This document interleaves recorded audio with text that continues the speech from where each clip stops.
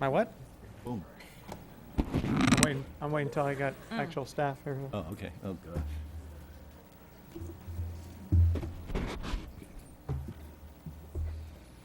Look at, we're fresh out of city managers here. Sorry. It's all right. We got all day. We were doing some strategery, sir. I bet you were.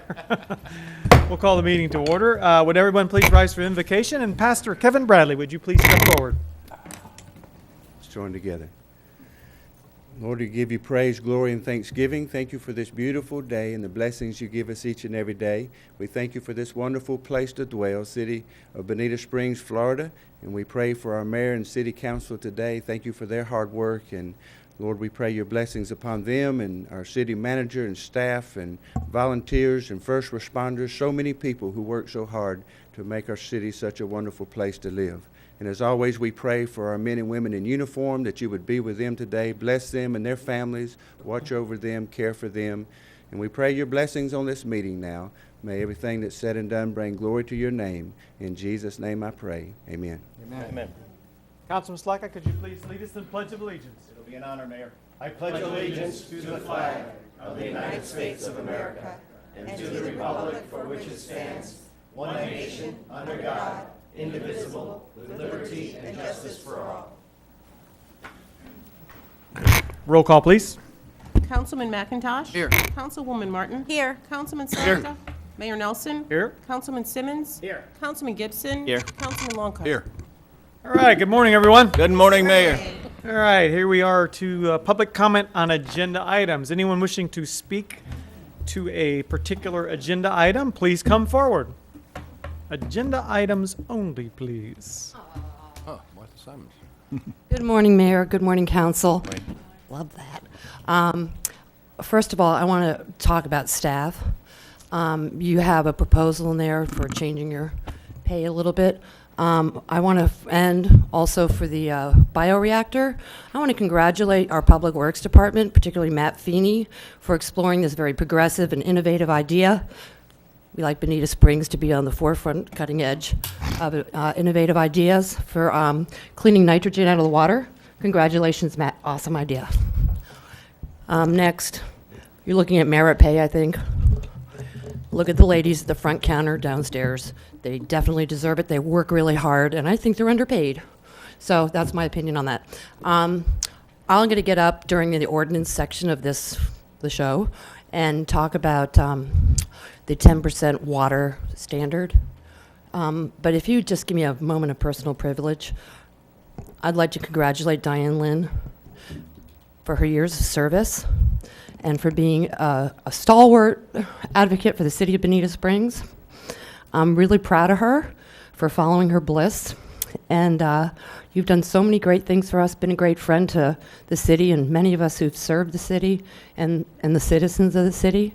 And I wish you all health and happiness. Thank you, Diane. And I think everybody in this room feels the same way. And I'm looking to your left because you'd make a really good city clerk, Mr. City Manager. Anyone else this time wish to speak to any agenda item, please come forward.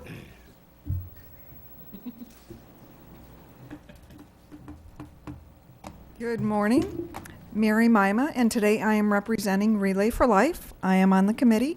This is Christine Martin, who is our ACS representative. Relay for Life is April 25th this year, and it's item 7A for a special event permit today. And we appreciate your support and hope that everybody will come out and support our cancer survivors and honor those that we've lost. So, thank you. Thank you very much. Anyone else this time? Please come forward. Hello. Good morning, Mayor and City Council. I am Rhonda Lyles Lahan, for the record, representing the Bonita Springs Historical Society, and I am here in gratitude and asking for your blessings upon the funding for our facade grant. I would also like to ask the favor that the funds remain encumbered until we can get back to our project. I think that you've all seen the picture, and we're very excited to commence with that. It's just a matter of funding, and we will get there. And, well, basically, that's it. I just wanted to say thank you. Thank you. Anybody else?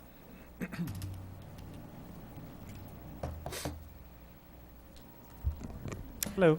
Good morning. For the record, Nicole Johnson here on behalf of the Conservancy of Southwest Florida. And I would really like to thank you for having on your agenda a letter strongly supporting acquisition of the land south of Lake Okeechobee. This is something that is absolutely critical for water quality, for Everglades restoration. So we are never say die. We are still hopeful that this can be done, and we ask that you unanimously vote in support of that letter. We also will be speaking later to the ordinance issue of adopting or bringing to ordinance hearing the 10% additional water quality standards for the DRGR area. We are supportive of that. We think that it's important additional water quality and quantity treatment that doesn't exist today. So we'll speak more to that when it comes up. Thank you. Thank you very much.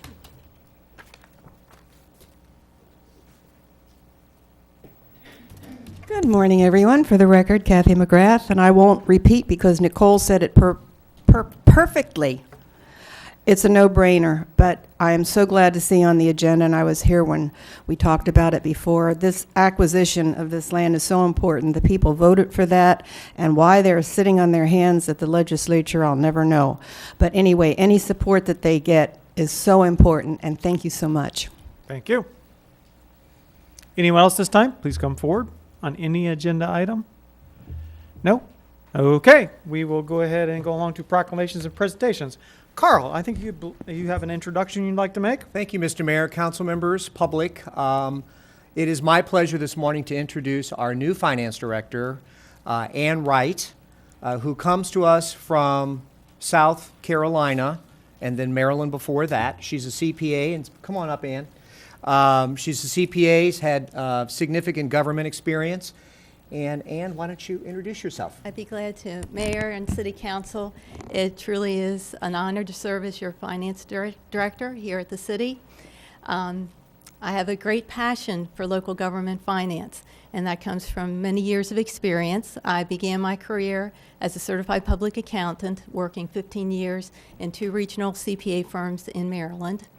And that gave me a lot of knowledge about governmental accounting, but it also provided me with a desire to want to work in local government. From there, with that desire, I was hired by Frederick County, Maryland, to serve as their accounting director and then finance director. And this was very special to me because Frederick County was my first government audit client when I began my career, so kind of came back home to that, so that was nice. About 10 years ago, my husband and I made a very challenging personal decision to leave our home state of Maryland and to pursue location in a warmer climate. At that time, we chose the coast of South Carolina, and for the past 10 years, I've had the privilege to serve as Assistant County Administrator at Erie County Government in South Carolina. I was overseeing the administration division, which includes the finance department, procurement, the assessor's office, and other support departments. Primarily my time was spent on financial matters, and during the economic downturn, I did serve as the finance director for 18 months in addition to those other responsibilities. But in more recent years, my husband and I had been visiting Bonita Springs, and quite honestly, we fell in love with it, as many people do. So I am very happy to be a resident of Bonita Springs and to be an employee of the city. In my 2 days with the city, I've been very impressed with the city leadership and staff, and am very honored to be a part of this very impressive team. And thank you for the opportunity. Welcome. Everybody give her a hand, please. Thank you. Thank you, Ann. Mayor. Okay, and now we have a presentation of appreciation to the City of Bonita Springs employees for their contributions to the United Way. Hi, how you doing? Good morning, Mayor, council members. My name is Megan Fazig, and I'm an employee of the United Way, and it is my pleasure to be the liaison between the United Way and the City of Bonita Springs employees. This year, I am very pleased to announce that not only did we achieve our $8.9 million goal, but we exceeded it and raised over $9 million to help infuse over 200 programs and 84 partner agencies that serve our local communities, including the Bonita Springs area.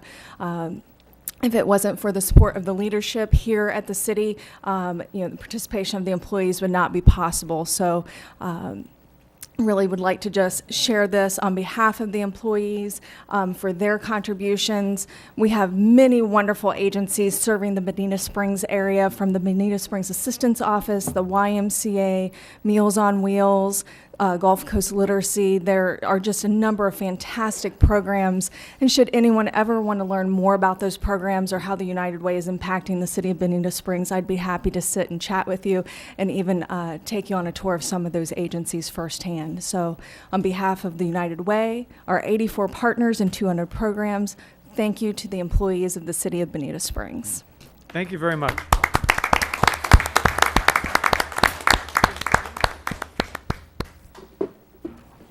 Okay, now let's see. Now we want to code enforcement is going to introduce us to their new program, another 3B.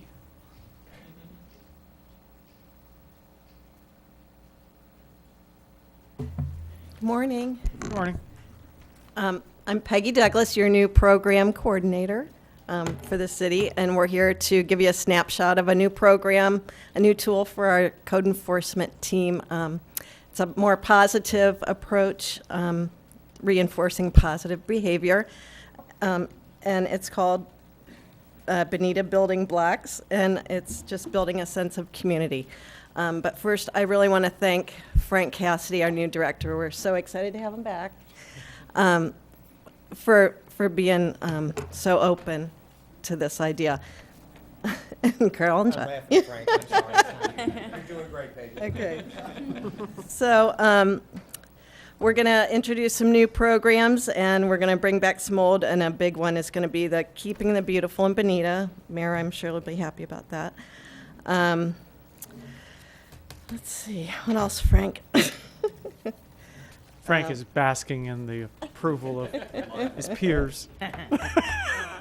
We did a survey. We're going to try to identify people in the communities, on a local block level who want to be part of this and be role models and leaders.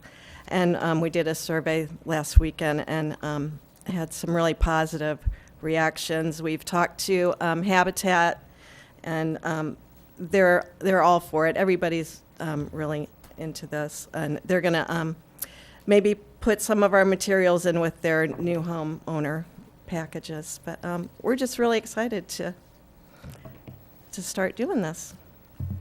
All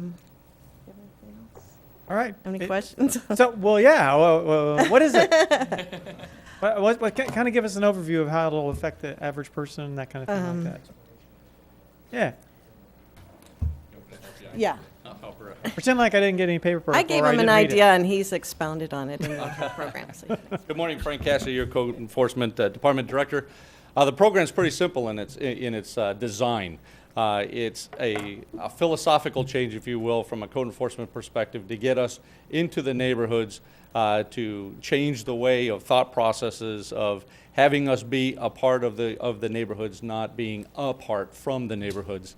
And it's getting us into these neighborhoods to find out what we can do and what we can inspire them to do to take pride into their neighborhoods, building that sense of community on a neighborhood level, and then addressing their needs at a more compassionate and direct level of assistance. How do we do that? Like Peggy was saying, through positive reinforcement. We start recognizing the people who are doing great things in the neighborhoods. Picking out the properties that don't have the violations, and sit there and say, here's some role models for you.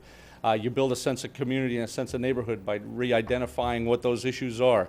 Code enforcement's 99% education and voluntary compliance. And if we're not out there talking to people, if we're not out there interacting with them, then we're missing that goal and that objective. And I'm a firm believer that 99% of the folks out there that may have a violation don't know it. So it's our job to let them know that they're doing it, and then reward them somehow to let them know that, hey, you don't have a violation. So we start out neighborhood by neighborhood, block by block, to get the word out, to break down the barriers and the cultural differences that we. It's funny because we were out there over the weekend, and it's obvious that there's a little bit of a barrier here that people are a little leery when they see what is the government going to do to me. We're going to try to change that to say, what can we do for you, and get out there and help them. And from a code enforcement perspective, that takes care of the smaller items, the trash, litter, debris. It gets supplied back in the neighborhoods, and then we come in to take care of those life safety, crime-related type issues that are there. So it eliminates or limits a lot of the lower level type violations and allows the neighborhoods to focus on the larger objectives. And then this program is going to incorporate things, again, bringing in the Beautify Bonita or the Keep the Beauty in Bonita, is the Paint Your Heart Out program, litter campaigns, neighborhood levels with Keep Lee County Beautiful and other programs that were established before. I kind of fell off because of foreclosures.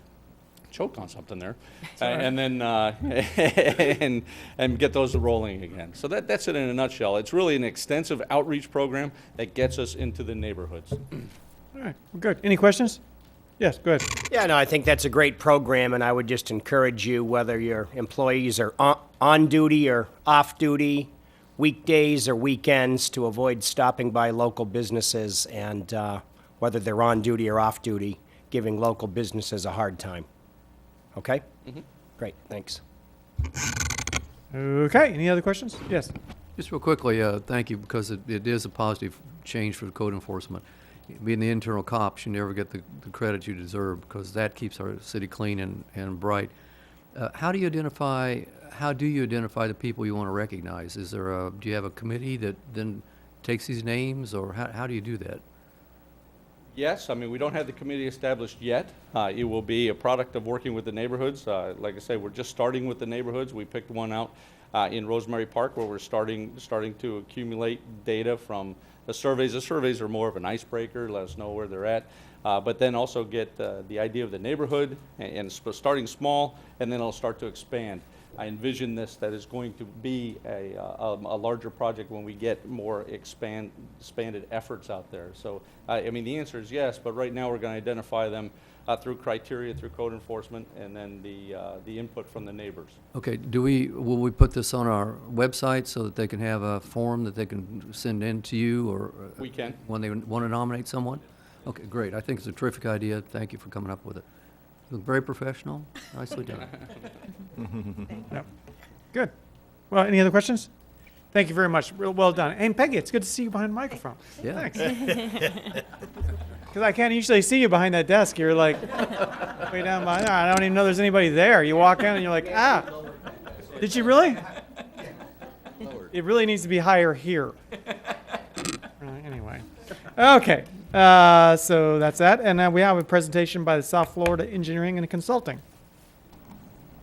And Matt.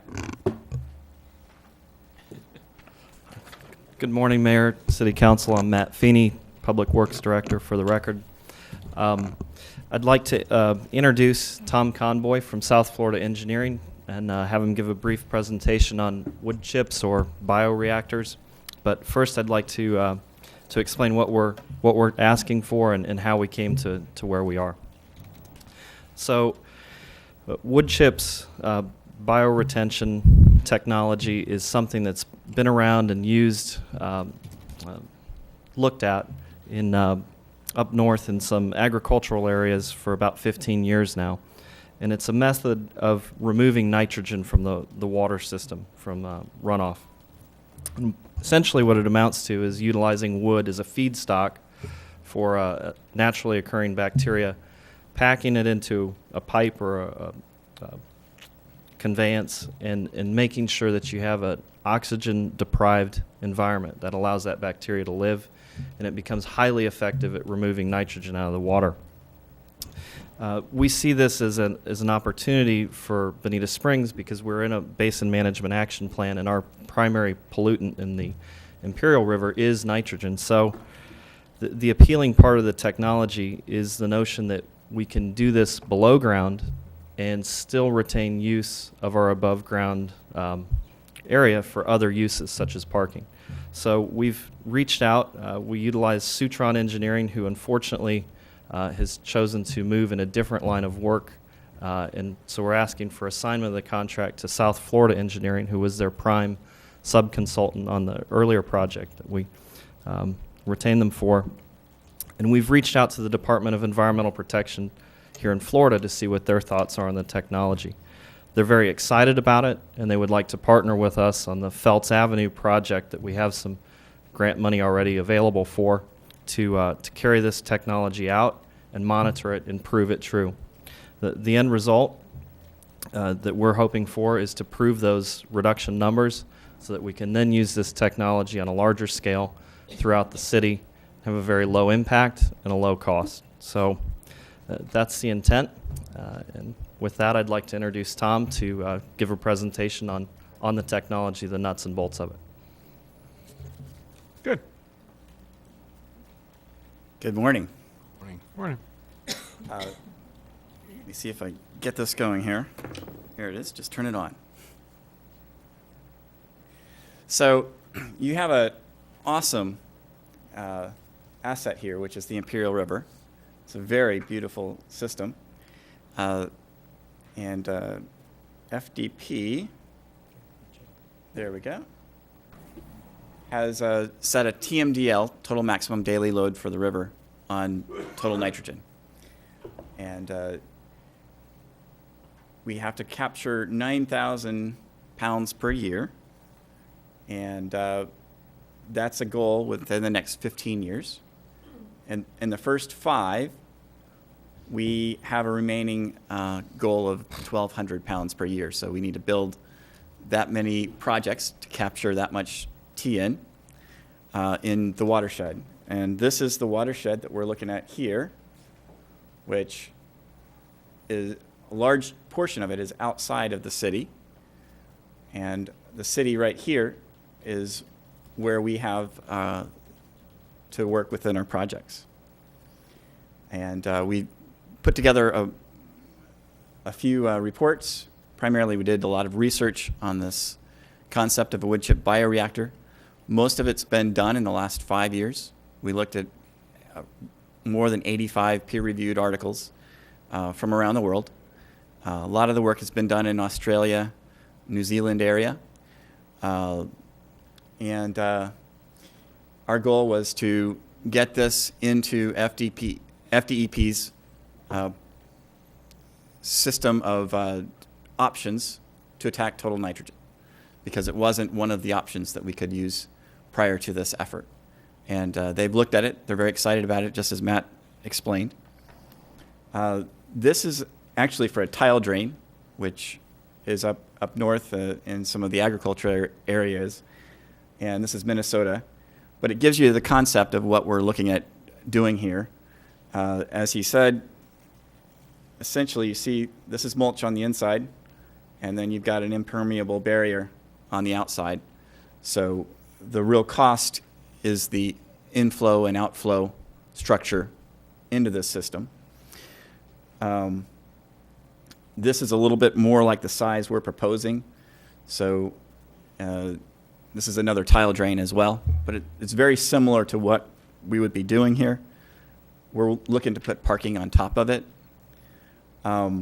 This is sort of a schematic that sort of shows you what's going on here. I'll go into the details of how it works to remove the TN in a short while here, but you've got your inflow coming in here.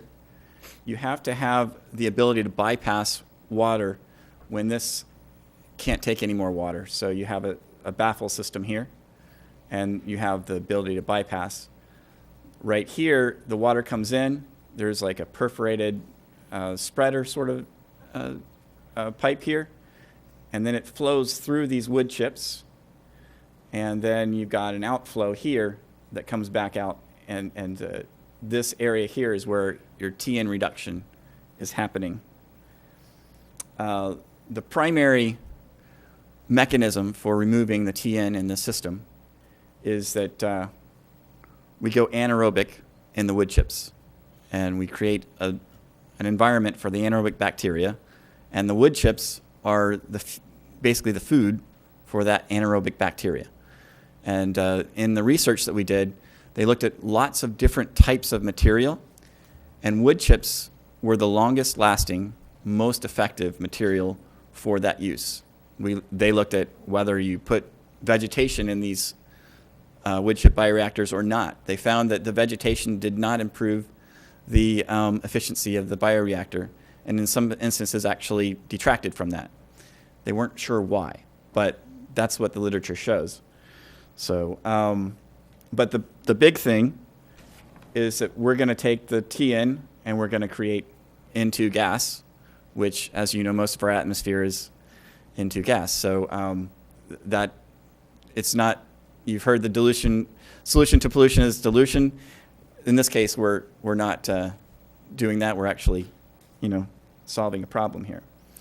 Here's why the wood chip bioreactors is a very good thing to look at, because this is some work that was done on this concept, and this is the concentration, inlet concentration. So if you have high concentration coming in, you need more area to treat, right? And so with this one, this is the area that you need to treat the water with.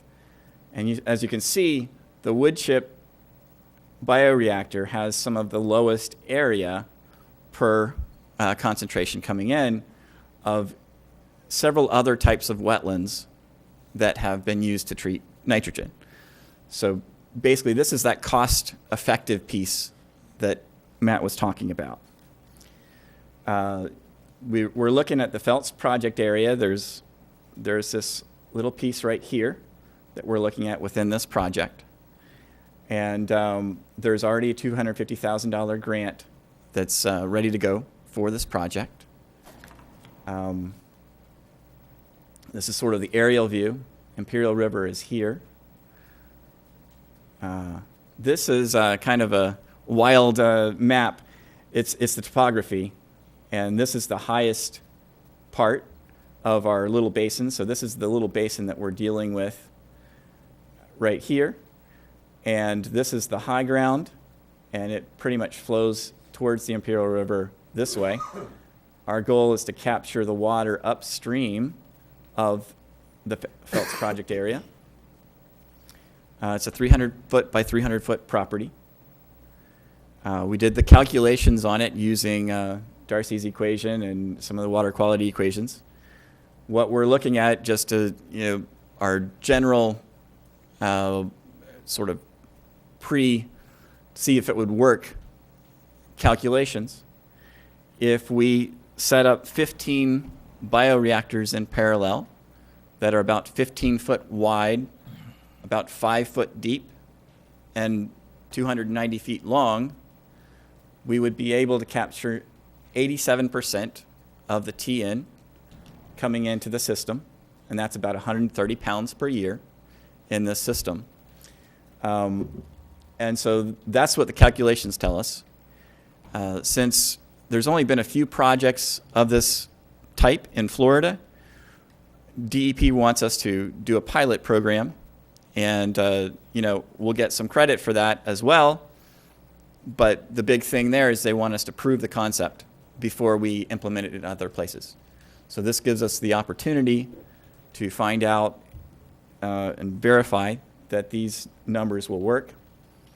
We're confident from the literature. There's a lot of literature out there now. It's a new and evolving technology. Many of the studies, started about 15 years ago. The last 5 years is when it's really, a lot more published articles are coming out on this. So you guys will be, in the forefront of this type of technology. So the strengths are very high TN removal rates, low cost, and a smaller footprint. So that's our value here. Monitoring will be a big aspect of this project so that we can prove it and verify that it works. There's plenty of literature out there showing that it does work, so we're confident that it will work. And with that, I'd like to open it to questions. Council, questions? Yes, Mike. Yeah, how often do the wood chips need to be swapped out or replaced? Yeah, there's one study that had been going for about 15 years, and they have not needed to replace the wood chips. I think it's intuitively you would think that, you know, water wood chips, you're going to have them rot, and then you're going to have a depression. But you're trying to maintain these wood chips in water all the time to create that anaerobic environment. Because they're in the water, they're not actually rotting, if you will. And so they haven't noticed that. That's one question that was heavily looked at in the research. And no one's come up with, hey, we're short, we need to, you know, put the wood chips back. And so the longest study going now is about 15 years. Okay. And they're still not seeing that problem yet. Okay, and you mentioned we could do parking on top. Is that just ground level parking, or could a structure be built over this, or you know, what's the options? Well, that's one of the, right now, what we've done so far is just the preliminary research to see if the technology will work. So when we go to design phase, we'll be looking at impervious pavers, impervious types of pavement, that sort of thing. So we haven't actually nailed down the best parking system for this concept. We're confident that we can get some parking on top. Okay. Do you think you'd be able to do a structure like a parking garage, or are we looking solely at ground level with you know, the pervious pavers? That's a good question. We could certainly look into it. Anything else? Anyone? Just Steve? quickly. Thank you. It's interesting. We talked about the acreage being more effective clearly on this, at least the research shows. What about maintenance? If you don't replace the wood chips, what kind of maintenance do you have on this on a regular basis? Well, for example, is there a pumping system, or how do you get the flow through there? Yeah, with the, you do need a head differential. And so right here we have a bit of a head differential because you've got to have it flow through, and it obviously, you know, the wood chips. You may want to translate that. Pressure. Okay, yes. Okay, sorry. Right. So the head differential is essentially water goes downhill. Right. So you need to have the water going downhill. And sometimes you need a pump scenario. We're not expecting pump scenario at this stage. We feel like we can do it without the pump scenario. But that's part of the, you know, design calculations. Our goal is not to have pumps because pumps are expensive. You're constantly dealing with that. Other maintenance is, you know, if you've got any in your inflow area, you want to make sure you're not getting any clogging. So you just kind of need to maintain that on a periodical basis.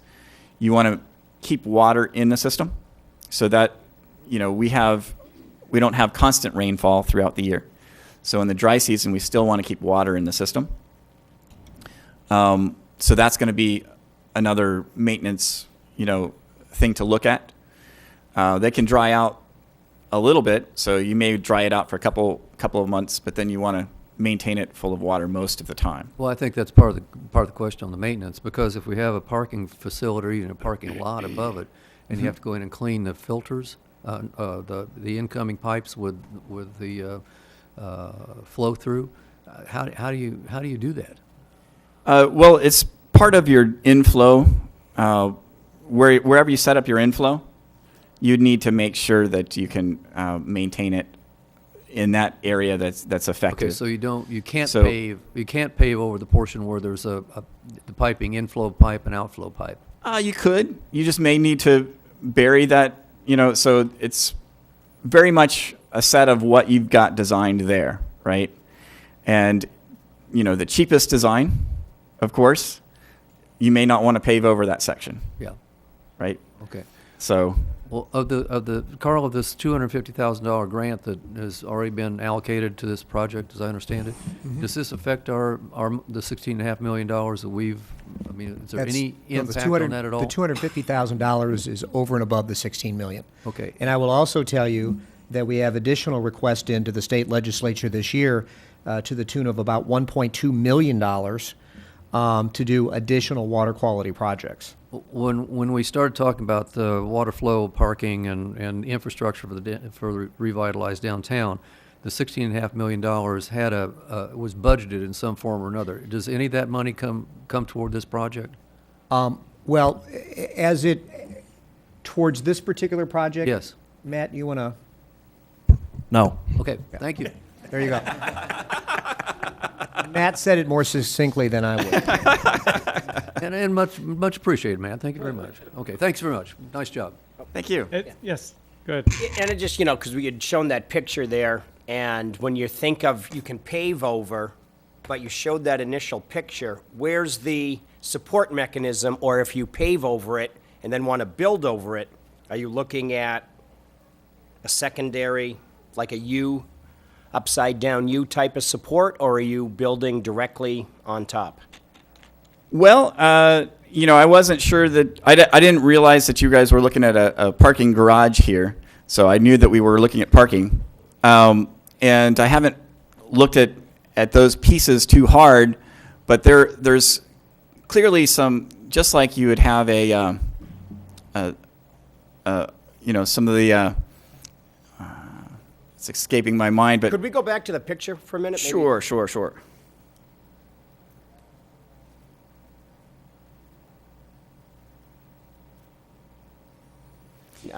Well, back. Okay, there. Let's take it from there. Mm-hmm. In terms of pavement and building. Right. So, essentially, there are structures that you can use, that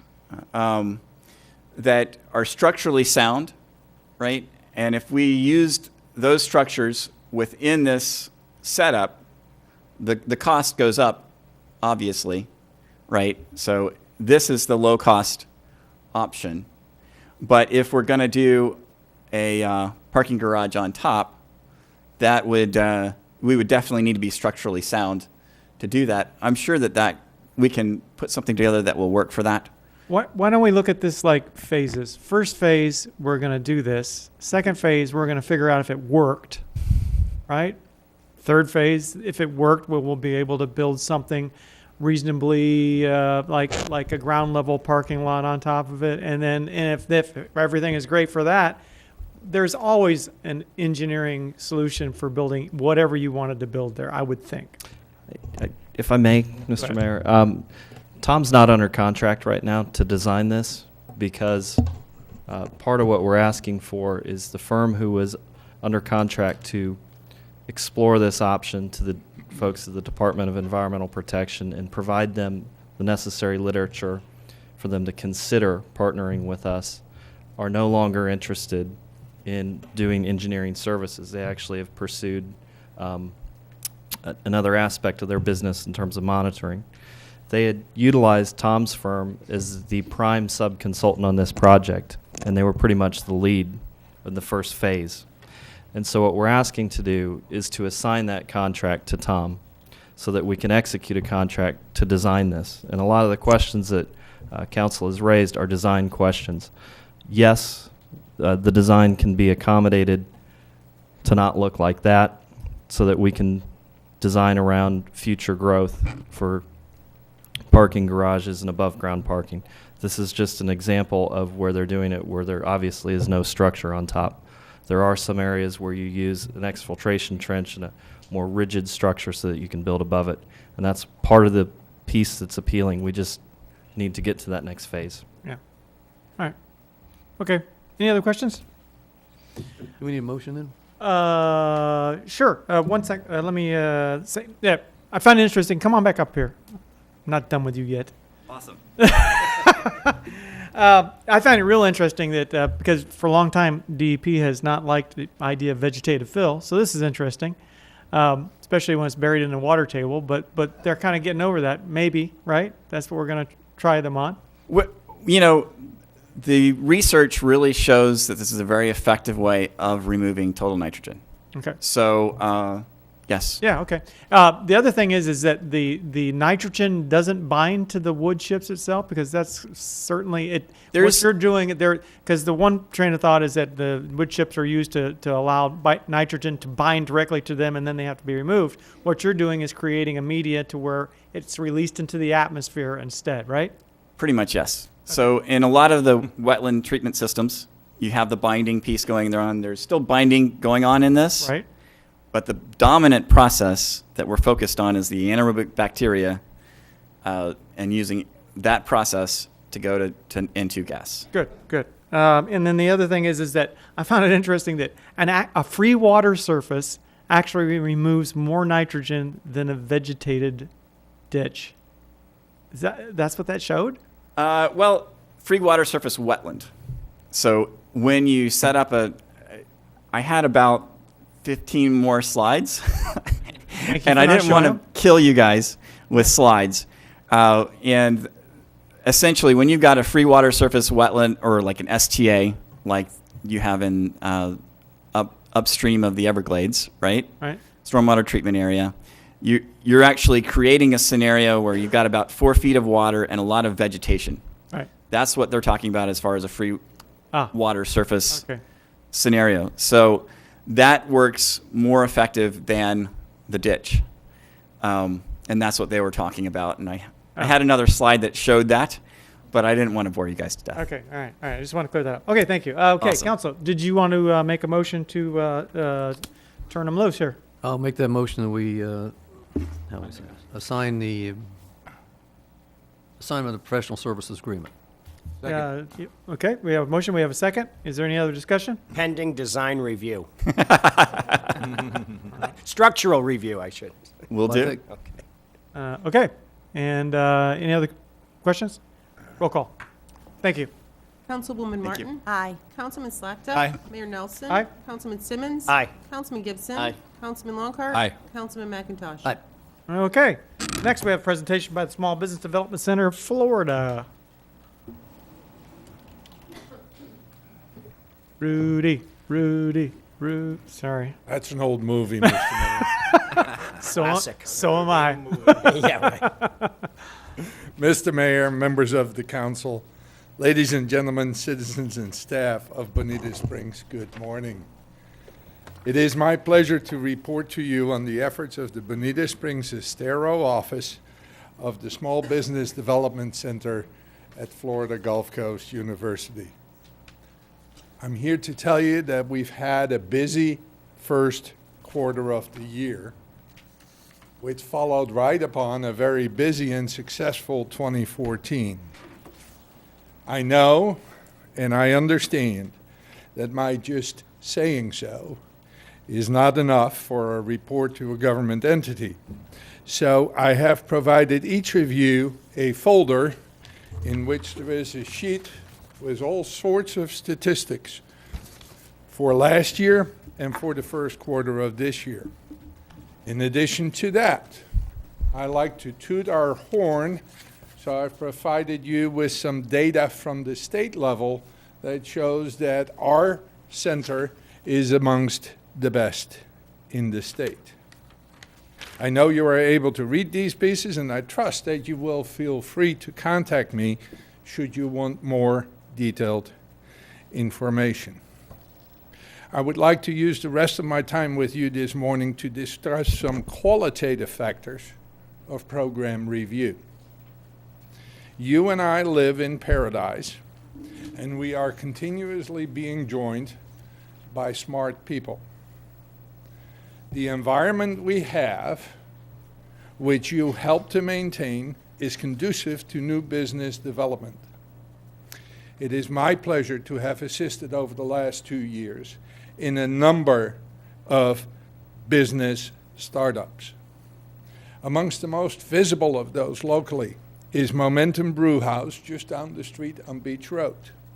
It has been open since last November and is doing a viable business.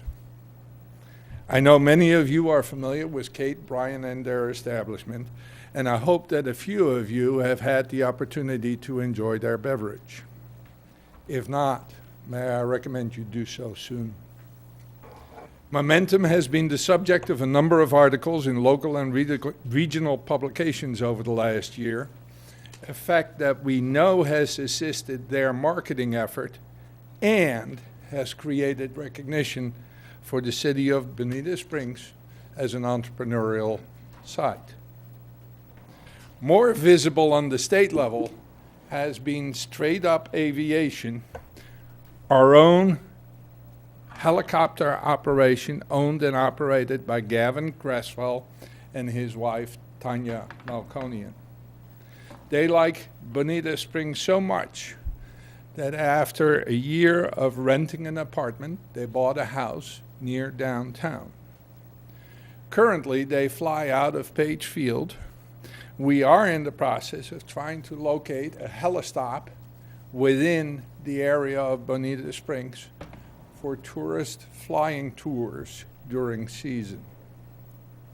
They were honored recently as being selected a cover story subject for the new issue of Florida Trends Small Business Magazine. It will be published later this month.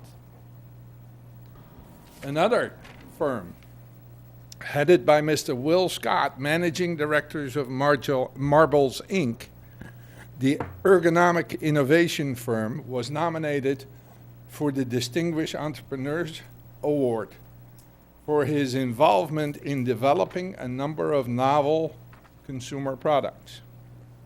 As of January this year, Marbles products are being sold in over 100 stores in the US and Canada. They have entered into a collaborative agreement with Florida Gulf Coast University to further innovation and product development, thus enabling students and faculty at the university the opportunity to further their field of study.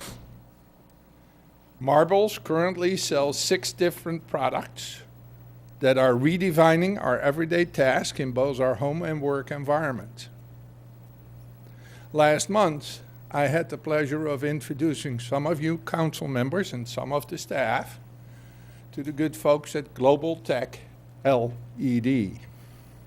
This small business moved into Bonita just over a year ago with 12 employees.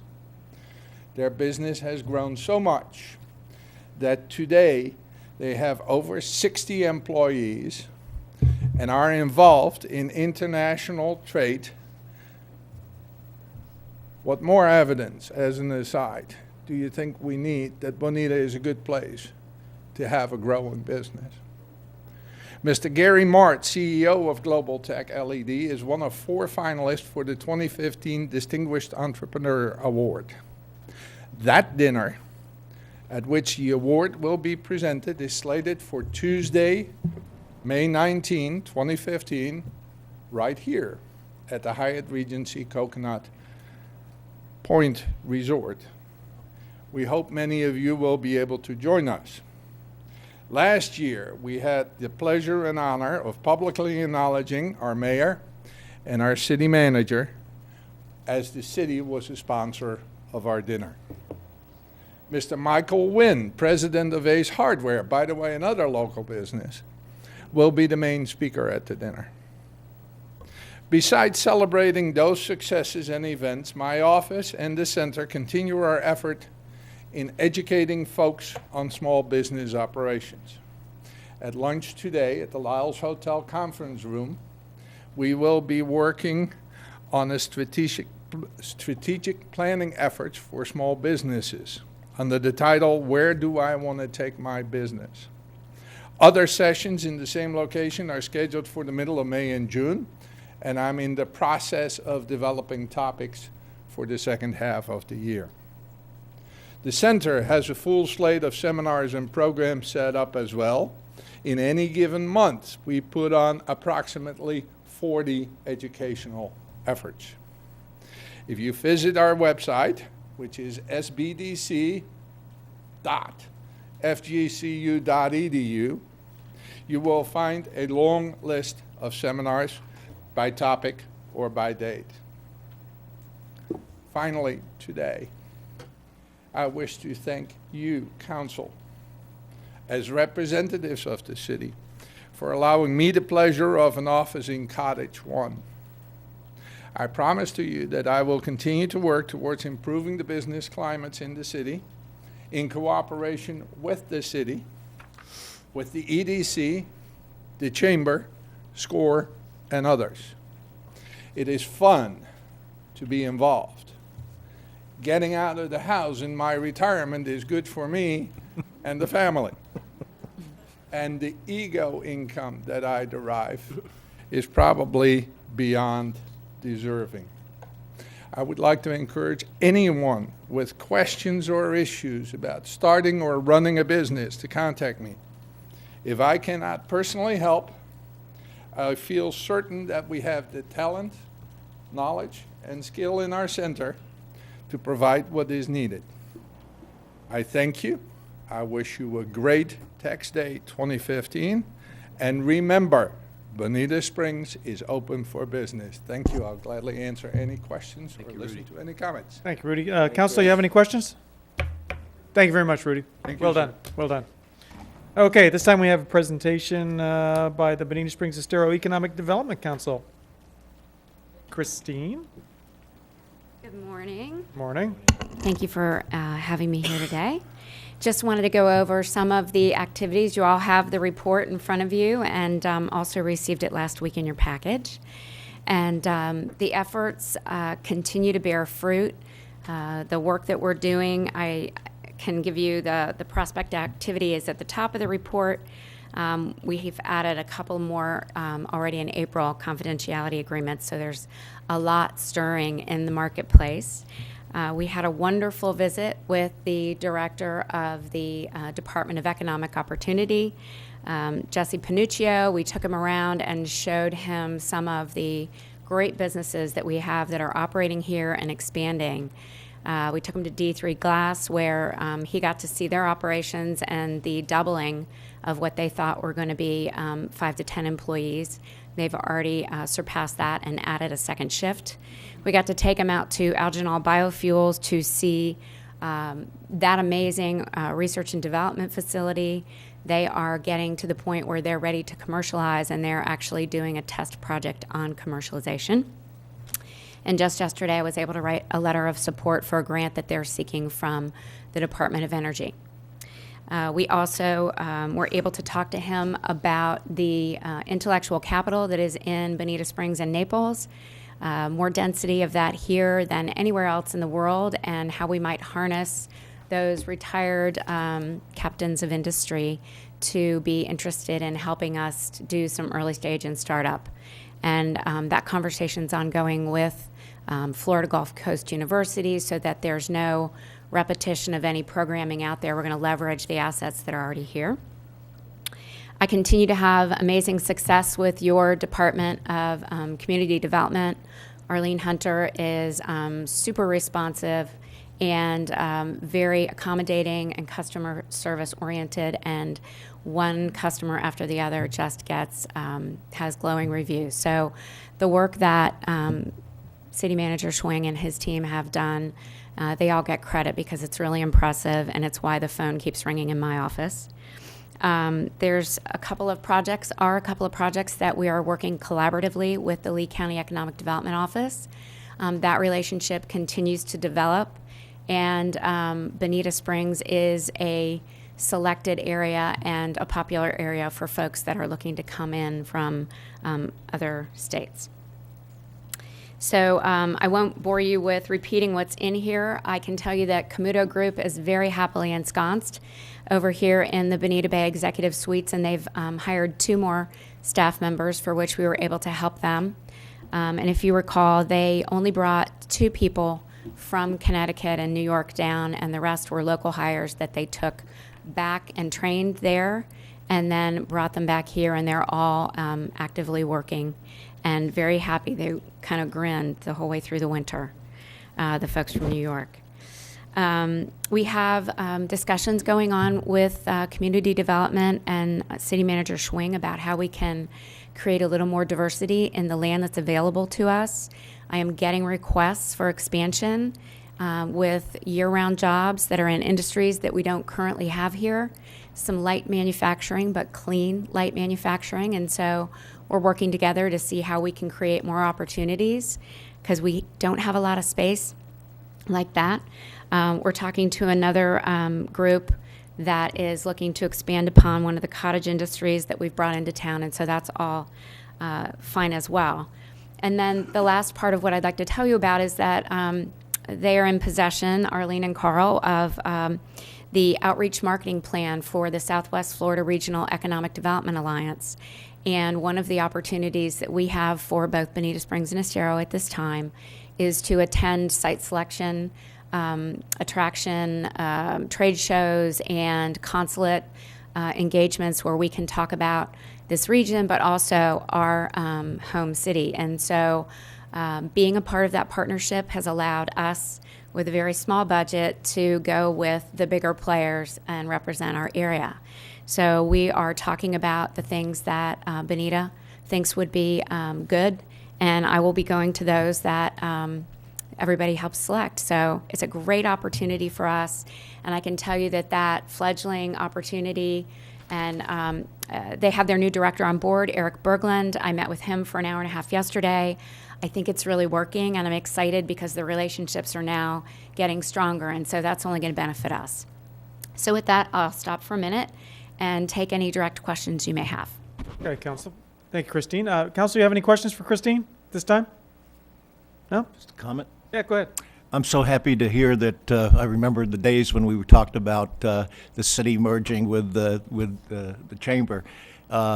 And I appreciate your comments about Arlene. I've worked with Arlene so many years, and her knowledge is just breathtaking. So I'm so happy that things are working out wonderfully. It is, and you know, I get to be on the sales end, as Carl always says. I'm not underneath the car, and just one customer after the next can't say enough about Arlene, John Dolmer, his team over there. I mean, it's really impressive. So yeah, you should give them a round of applause. It doesn't happen this way in other places, and some people come to us having had experiences in other counties and in other states, and they just can't get over it. So sometimes we have challenges on projects, but for the most part, I'm telling you, it's really, we're hitting it out of the park. So there's more to come, but you'll have to wait because we can't talk about it yet. Thank you very much. Okay, great. Thank Good you. deal. Thanks. Okay, Council, we are to the consent agenda. We have 3 entire items on there. Is there anything that you would like to remove at this time, or would you like to approve it? Move to approve. We have a motion Second. to approve and a second. Any other comments? Roll call, please. Councilman Slakta. Aye. Mayor Nelson. Aye. Councilman Simmons. Aye. Councilman Gibson. Aye. Councilman Lockhart. Aye. Councilman McIntosh. Aye. Councilwoman Martin. Aye. Okay, and we are to public comment on any city item. Anyone wishing to speak at this time, please come forward on any city item.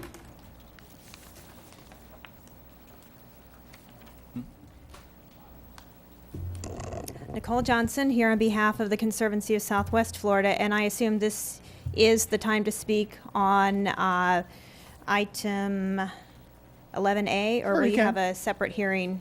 We have the separate comment opportunity under that specific item? No. No? No, there won't be, but. Okay, but now's yeah, the time yes, then. now's the time. Now's the time. Okay. Thank you, Nicole Johnson, again here on behalf of the Conservancy of Southwest Florida. And we are supportive of the council moving the task force water quantity recommendation number 1 to the first reading of the ordinance. And we want you to keep a couple very important things in mind. The task force was very, very cognizant of wanting to make sure that our recommendations really looked at how we could truly improve water quantity and water quality. We did not want to get into the issue of increased density, but what can be done for the development, for the densities that currently exist with the current baseline zoning out there. This is an important first step. This is really the first ordinance that is coming forward since you've had your workshop to vote on what you wanted to pursue. And this is where the rubber meets the road. If we do nothing, we're not getting the water right. And quite frankly, if this doesn't pass and go to hearing, I don't know what's going to happen with the subsequent recommendations. So we really believe that the city needs momentum moving forward on this. In looking at what this particular ordinance, what this policy does, 4 very important points. This gives the city more water, stormwater retention, detention, 10% more than you currently have. And local governments have a really wonderful but oftentimes underutilized tool, and that is you can implement standards that are stricter than those under the state regulations. If you don't implement this standard, then you don't get that additional 10% of water quantity and quality treatment. And that is something that we believe is very important. And the second point is, even though this was one of the water quantity items, it does improve water quality. It's going to retain more water, and it's also going to help the city get towards your required 26.5% total nitrogen reduction. And that's something that you can't get to if you simply follow district requirements. So this is very important. And the third point is this policy does not increase density or intensity in the DRGR. If anything, the Conservancy has found that when you toughen the standards, that sometimes discourages growth and development. So this is something that is very important as a standalone item. It will apply to what is already existing under the baseline zoning, and we believe that it's important to move it forward. And the fourth point is that this is a good policy standalone, but it's also meant to work synergistically with the other policies that the task force has recommended. So again, this is step one, and we need to move forward with other future policies. And I did want to just make one suggestion in the language itself. The task force had recommended language that said that the stormwater retention detention would exceed by at least 10% the 1.5 inches. In the draft ordinance, it says exceed by at least 10% of the requirements of the Bonita plan. I don't know if it would be clearer if it referenced the 1.5% instead of the Bonita plan. I think everyone understands the intent was it would be 10% above the 1.5 inches, but I just leave that to you for discussion. And one final point. There were a couple recommendations that the Conservancy really felt the city needed to move on immediately, and while we're thrilled that this is moving forward, we had recommended that additional water quality monitoring and modeling be pursued. And I'm not sure where that is in process, but we believe that those are also 2 very important steps. So we ask that you consider moving those forward. Thank you very much. Thank you. Thank you. Next speaker, please.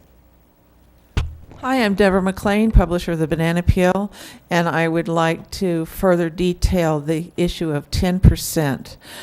We do have above norm at 1.5 inch, but 10% in addition to that is a meager 1/8 of an inch. This is not taking this far enough, and I respectfully request you pull this until it can be further detailed. The 10% is simply not enough. So it's not written correctly. It was recommended at 2.5 inches, and also that it wasn't limited to the DRGR. We have had presentations on ponds and streams and canals throughout the city, and the recommendation was that this increase in our table go from the 1.5 inch to 2.5 inch, that the 10% was inadequate. I do realize that it was voted on, but this is your opportunity to rework this in the favor of the city by pulling it from the agenda today. Thank you very much. Anyone else this time? Please come forward.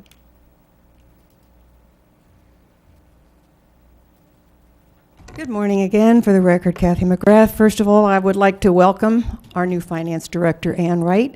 We get good things from South Carolina, don't we? Of course, she came by way from originally from Maryland. But congratulations. I know she's going to be a welcome addition to the staff. And the other thing I noticed, I think I read in the paper, we all know Debbie Tower. I read that Debbie Tower from FDOT is retiring after 23 years of service, and I know she's had a difficult job, and most of the time when we've seen her, she's been in the hot seat here, so I wish her well. And I'd like to comment, I'm thankful to Matt Feeney and his Public Works in this presentation on the nitrogen removal, which of course was required, but they're doing an admirable job. And it's very, very important. And the other thing I want to bring up is flood insurance, because it won't say it goes hand in hand, but a lot of people aren't aware that a lot of projects have been done here in Bonita, which affects our flood insurance policy, me.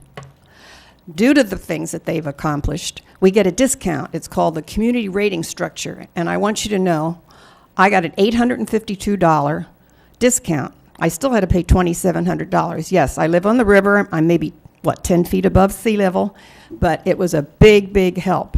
And that's due to projects such as Public Works, not only the nitrogen, the flood. And for everyone's information, too, the National Flood Program has only 4 areas in Bonita.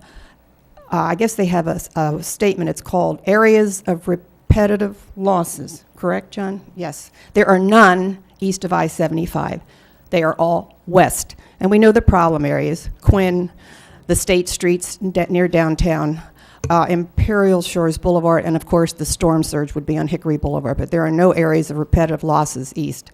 So if you do have flood insurance, you can thank the city for things that they've done. And now I have to mention Celebrate Bonita. And I want everyone to know that, number one, everyone in this community should know that all of you guys sitting up there now and in the past are the ones that make this possible. You tell me what city in the state of Florida has wonderful free family events like put on. And your staff, what can I say? Broken record. Laura, Joanne, Patrick, and I can speak for everyone on the Special Events Committee. It's such a fun thing. It is such an upper.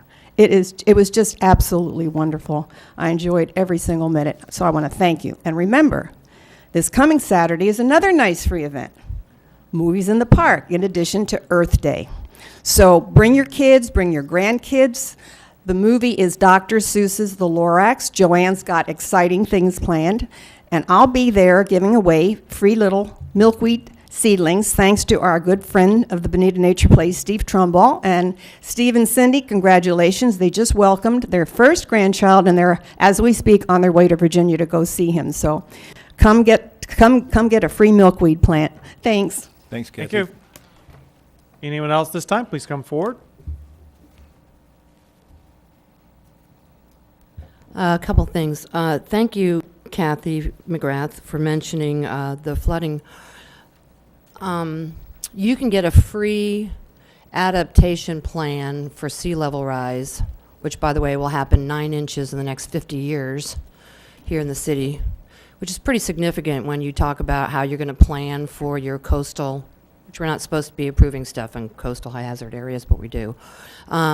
Planning for your 50 years from now growth management. So you can get that through the Regional Planning Council. Jim Beaver would do that, which leads me to the State of the Bay report. Remember, we did Riverfest, we raised some money, and then we used that money to pay for the State of the Bay report for the Estero Bay Agency on Bay Management. That has been completed, and I'd like to ask our liaison to the Estero Bay Agency on Bay Management, Peter Simmons, to please invite Mr. Beaver to come and give a presentation on the state of Estero Bay. There's some really good news, and some of it is about what this council has done and other councils have done in order to improve the quality of water. Next, the Spring Creek restoration. So please do that, Peter. Put that on the agenda or as one of your council member items as a presentation or something. Done. Okay, thanks. Appreciate it. The Spring Creek restoration study outreach is really going amazingly well. I went to Spring Creek Village. There were like 100 people at the meeting. Awesome. They want to know what you're going to do about septic in the city. And actually, you can mandate that people be on septic, I think, because we did that with grease traps, and also that if people don't have their water on, that we can condemn the house as being unlivable. So there's things that we can do. I really would think that'd be such a forward-moving thing. Maybe you can even participate in the program like we did on private roads, where, you know, people who live on private roads pay a certain percentage and the city pays the other. Okay, and then I'm going to talk about the water monitoring and modeling. I completely agree with Nicole. I think that's the first thing you need to do instead of moving forward with any kind of ordinance. Look, if you don't pass that ordinance today, then do it later. It's kind of disappointing to me that the first thing to jump on is, and maybe it's just because it's, at the top of the list or something, that's why, but enhancing development standards when you haven't even decided whether you wanted to have development in that area of town. I like balloons at a party, but I don't like trial balloons at a meeting, so anyhow. And it hasn't even gone to the LPA. So that's another consideration. But I remember, and now this is where I have to disagree with Nicole, because the 10%, first of all, if I read it properly, Audrey, it's only in the DRGR that we're talking about, not citywide. So we have a lot of infill development. I know we're trying to help, do a big project downtown. Uh-oh, time's almost up, 30 seconds. So anyhow, I'm going to ask you to please vote against that. Our good friend, Nicole, and I hate to disagree, said 10% wasn't enough when it came in under the Baracco report, but somehow it is now. It's not. We got 29% TMDLs that we have to deal with, nitrogen, phosphorus in the water. So please vote no on that today and deal with that later. Let's do the modeling and monitoring now. Mr. Mayor, I thank you. Also, they're looking for somebody who killed somebody on Pennsylvania Avenue the other day. The cops are looking for a witness. Somebody was back-ended on a scooter, rear-ended. They found the car. They didn't find the owner. That person should be held accountable. I appreciate what our law enforcement's doing here, and I want to send my sympathy to the family of the 35-year-old man who lost his life. Thank you. Thank you very much. Anyone else this time? Please come forward.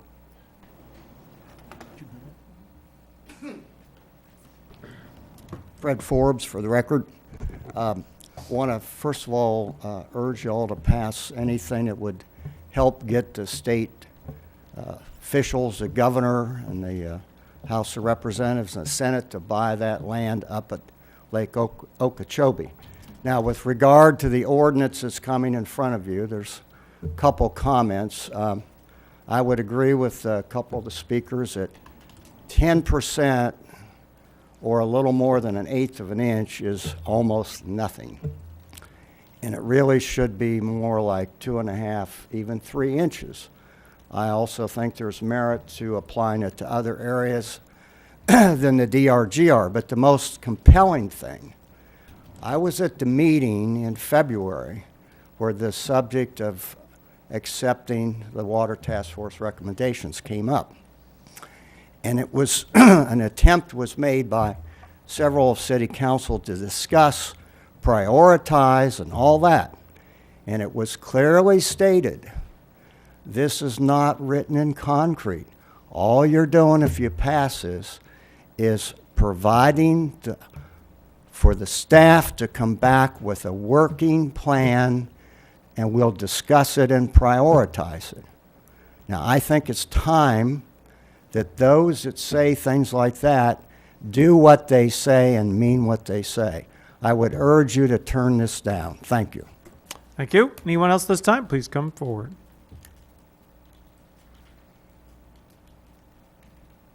Good morning, Mayor, City Council. Peter O'Flynn, for the record, resident of Bonita Bay. On 11A, first of all, I think it goes without saying, but I think it should be said at the same time. Water Task Force did a tremendous job. A lot of hard work went into that. And I think as much as possible, we should try to honor what the Water Task Force said. Now, having said that, there is this recommendation, and there are about 5 or 6 others that are clearly related to enhanced development. I mean, you could make an argument you want to put a bigger burden on the people who are out there now by adopting this, but it clearly is not that. As a practical matter, it's related to enhanced development. So I would suggest that you vote no on this now, but it doesn't mean that at some time in the future you couldn't adopt something like it. And one of the previous speakers said there have been other suggestions, 50%, 66%. So some might say, well, how long are we going to wait to adopt these things? Here's my thought. You clearly are going to have, I think, clearly, applications coming before you, probably in the near future, to change zoning that's been in place out there for a quarter century. There are 2 schools of thought in the city. One school of thought is that land's no different than anything else. It's messy, let's develop it. The other school of thought is this is an environmentally important area, it's anti-sprawl. That issue is going to be before you if an application comes.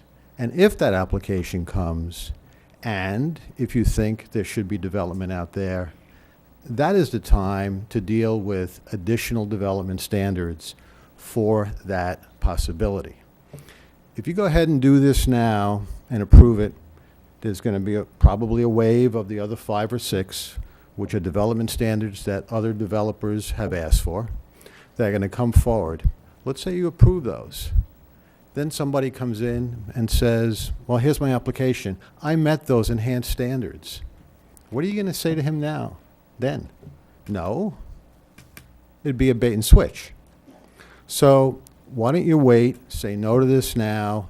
Doesn't mean that if in the future, when an applicant comes in, if you were to agree with him, you could impose additional standards. So, thank you.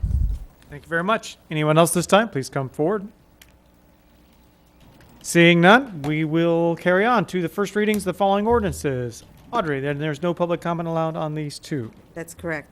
The first ordinance is an ordinance of the City of Bonita Springs, Florida, relating to elections to provide for general elections of municipal officers to be held on the 3rd Tuesday in March of even-numbered years to coincide with the spring primary for state and federal elections, revising the qualification dates to coincide with the change in dates for the election by amending Charter Section 13, providing for conflicts of law, severability, codification of the charter provisions, Scrivener's errors, inclusion in code, and effective date. This is a first reading. The second reading will be held on May 3rd, 2015, in these chambers.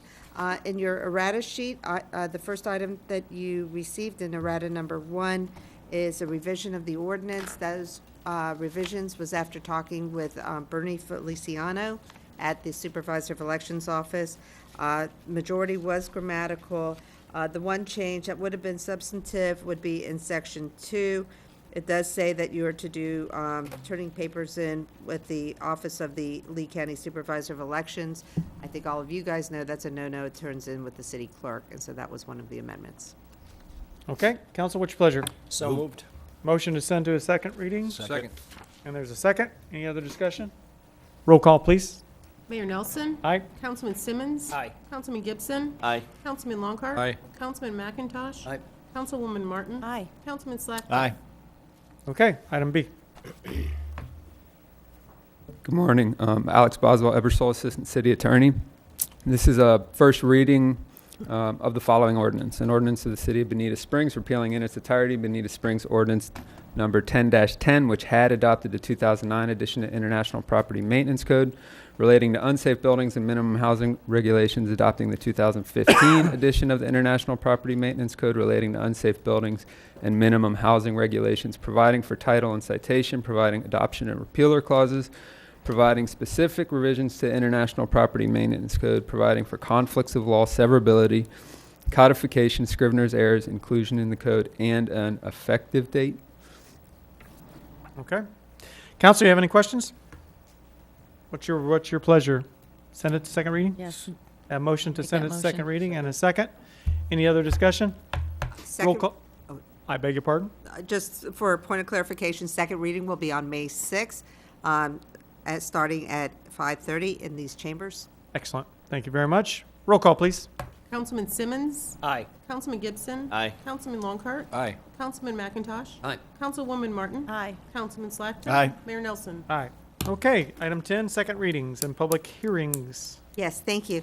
This is an amendment to the Bonita Springs Land Development Code, Chapter 4 zoning, amending sections 4-866, 4-868, and 4-869 to revise the exhibits and the uses permitted in the old US 41 redevelopment overlay district, expanding the redevelopment master plan to include both sides of Industrial Street, allowing a conversion factor for mixed-use projects, providing for conflicts of law, severability, codification, Scrivener's errors, inclusion in code, and effective date. I reviewed the affidavit of publication, and it is legally sufficient. You also have in your errata sheet, and this is errata sheet number 2, a letter that we received yesterday afternoon from Gray Robinson, from Bert Saunders, representing Shangri-La Springs, and requesting that the first portion of the ordinance, section 866, not be amended, that we take out take out the property of the Shangri-La Springs, which is on the other side of the center line of the road. That would be a change if council wants to do that. And if we make that change, I would want to change the whereas clause, the third whereas clause, to reflect that change, and that we would still keep the change of the walkable uses for the industrial district area. Is there something going on over there I should know? What? With this point, Jackie Genson will be happy to, watching, like, face. Jackie Genson will be happy to provide you with an analysis of the ordinance. Good morning. For the record, Jacqueline Genson. Thank you for having us again this morning. As Ms. Vance stated, this is the second reading, and in terms of parts of the amendments, as she stated, Shangri-La is asking that we do remove their property that is being proposed to be added into the amendment, to go ahead and remove it. Again, that's up to council to do that. I know they are very busy working on some of their programming and some long-term visioning for their properties, so there might be an intent later to approach staff to see what parts of the overlay would best complement their vision along with ours. In terms of the ordinance itself, it did go to LPA twice, went in March and also went just last week. Some of the concerns or issues that came up, ironically, was number one with the density FAR conversion. Is that a big enough incentive to go ahead and encourage development downtown in our mixed-use areas? And we as staff believe it is. So that's one of the questions that came up. Another one is just a better way to convey the vision of downtown development and what is the city looking for. And as you know, a couple of years ago, the city did have a general vision. An architect did provide some renderings of what council is looking for. So we can go ahead and do that in our application materials. So that's an item that was brought up. Impacts of FEMA standards and on how that would impact development, and we're going to go ahead and take a look at that. But again, that's not subject to this amendment. And then they had some concerns on alcohol consumption, and what we did is explain to them that the code does go back to our supplementary regulations for consumption on premises in terms of what uses can have indoor consumption by right and what's the process for outdoor consumption. Within the document itself, you will see some highlighted yellow areas, and those would be some items that we have changed. Just to clarify some notes within the density FAR conversion, that it's subject to note 3 below. Another change you will see is within the tables. Page 17. Sorry. So on page 17, we clarified for taverns, when alcohol would be permitted by right. So again, for indoors, a tavern's more of if you go ahead and serve more than 51% of alcohol. So that distinguishes you between like a tavern, a bar, versus a restaurant. So again, we wanted to go ahead and still protect the neighborhoods. If they want to go ahead and have some outdoor seating, again, there's a special exception process for that where staff could go ahead and look at hours of operation and some other compatibility issues that may arise through that process, which is not, it can be a very expeditious process. And some of the other changes was on page 23, there was a concern about conveying glass covering. So we went ahead and made that language a little bit more clear for people. And then on page 25, there was some concerns about what is obscene. So we went ahead and defined, made it consistent with Florida statute. And other than that, those were the substantial changes that were brought up during the LPA hearing last week, and we incorporated it into this document. Mr. Sweet and I are here if you have any questions, and we'd be happy to answer them for you. Before we get started here, the Shangri-La's reasoning for not wanting to be included in this, and what would your staff recommendation be? We definitely want to have harmonious property owners and willing property owners. How's that working out? We met with Heather and a couple other individuals, and it was a very productive meeting, and they're definitely on board with the city's vision to create a vibrant downtown. I think a lot of their uses are more towards the hospitality industry and to expand their conference space. They were very excited about and supportive of doing loft-type apartments, so they were excited with that component, but they really weren't comfortable with the whole mixed-use arts overlay. They want to look at expanding their property for hotel convention type uses, so they can bring in speakers that really support what they're trying to do. And that would trigger changing the map to what's called the 8A designation, which would trigger a land use amendment, map amendment to the overlay. So if they really want to go in that direction, we're still going to need to work out some of the kinks. We in have that. been asking them for a plan from them for a long time, as I recall. I don't know, what has it been, 12 years? Not putting onus on them, but, it'd be, if we had that, we might be able to incorporate these things. I would just think that, they're great people and we want to work with them, everything like that, but there isn't anything about what we're proposing to do there that may preclude them from doing something in the future if they bring a plan forward, is there? No, sir, but I'll let Ms. Hunter go ahead and. All right. Good morning, Arlene Hunter, Director of Development Services. We did have very positive conversation with their consultants as well. They just wanted a little bit of additional time in working with us. They also understand that the way the current zoning is on that property, it is beneficial to either move forward with us in this designation and bring it back in a future position, or to move forward with their visioning. The way the current zoning is now is not beneficial to them on that corridor, and they do understand that. So they're working through the process with us. They do want to remain our partner, and they have other consultants on staff right now that are moving forward. So they understand our timeframes as well with the redevelopment project that we have going on in the downtown, and our hopes to be working on these processes simultaneously for the continued development of their site. So they're asking for our partnership in this. So Arlene, your staff's recommendation is, do you think that we should just go ahead and go through with this? We should go through with this at this time.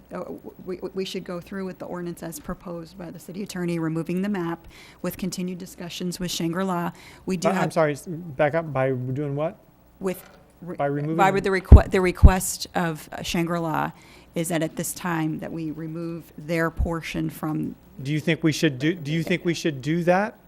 Staff is comfortable with that and work in continued progress with the Shangri-La and moving the process That's what I'm forward trying to as drill down and partnership. figure out if you want us to. Yes, if we you want to think work it's in okay. partnership with the Shangri-La. So you do want us to remove it from the map? Yes, correct. Okay. But we want you to continue with the remaining of the ordinances. We have potential developments that are depending on this to move forward. Okay. I'm good. All right. That's Beyond the what I just Shangri-La. wanna know. All right. Good. Okay. Staff or council, you have questions before we go to public comment? Any questions? Let's go ahead and go to public comment. Any member of the public wishing to speak at this time at this matter, please come forward. And there you have it. Council, what's your pleasure? I will go ahead and make the motion to approve the ordinance as it's, but with the removal of the Shangri-La piece of property. I'll second that. I have motion second. Audrey. I just want to make sure council's clear in what I'm going to do, so just bear with me for a few seconds. I'm going to change the third whereas clause to just say, whereas City Council directed staff in its August 12th, 2014 workshop to expand the uses in the commercial industrial flex area to encourage additional uses in the industrial portion of the downtown area. And then I'm also going to amend section 1 to take out that section 4-866. I'm going to remove the language regarding that completely, so we're not doing any replacement of exhibits. And then I will just go into sections 868 and 869. Then on pages 2 and 3, 4, 5, and 6, they will actually be taken out of the ordinance because there's no change to that section. And then all the other changes as reflected by Jackie. Okay. All right. Good. Any other questions? Yeah. Bill. What was the LPA vote on that? This one? Pretty sure it was unanimous.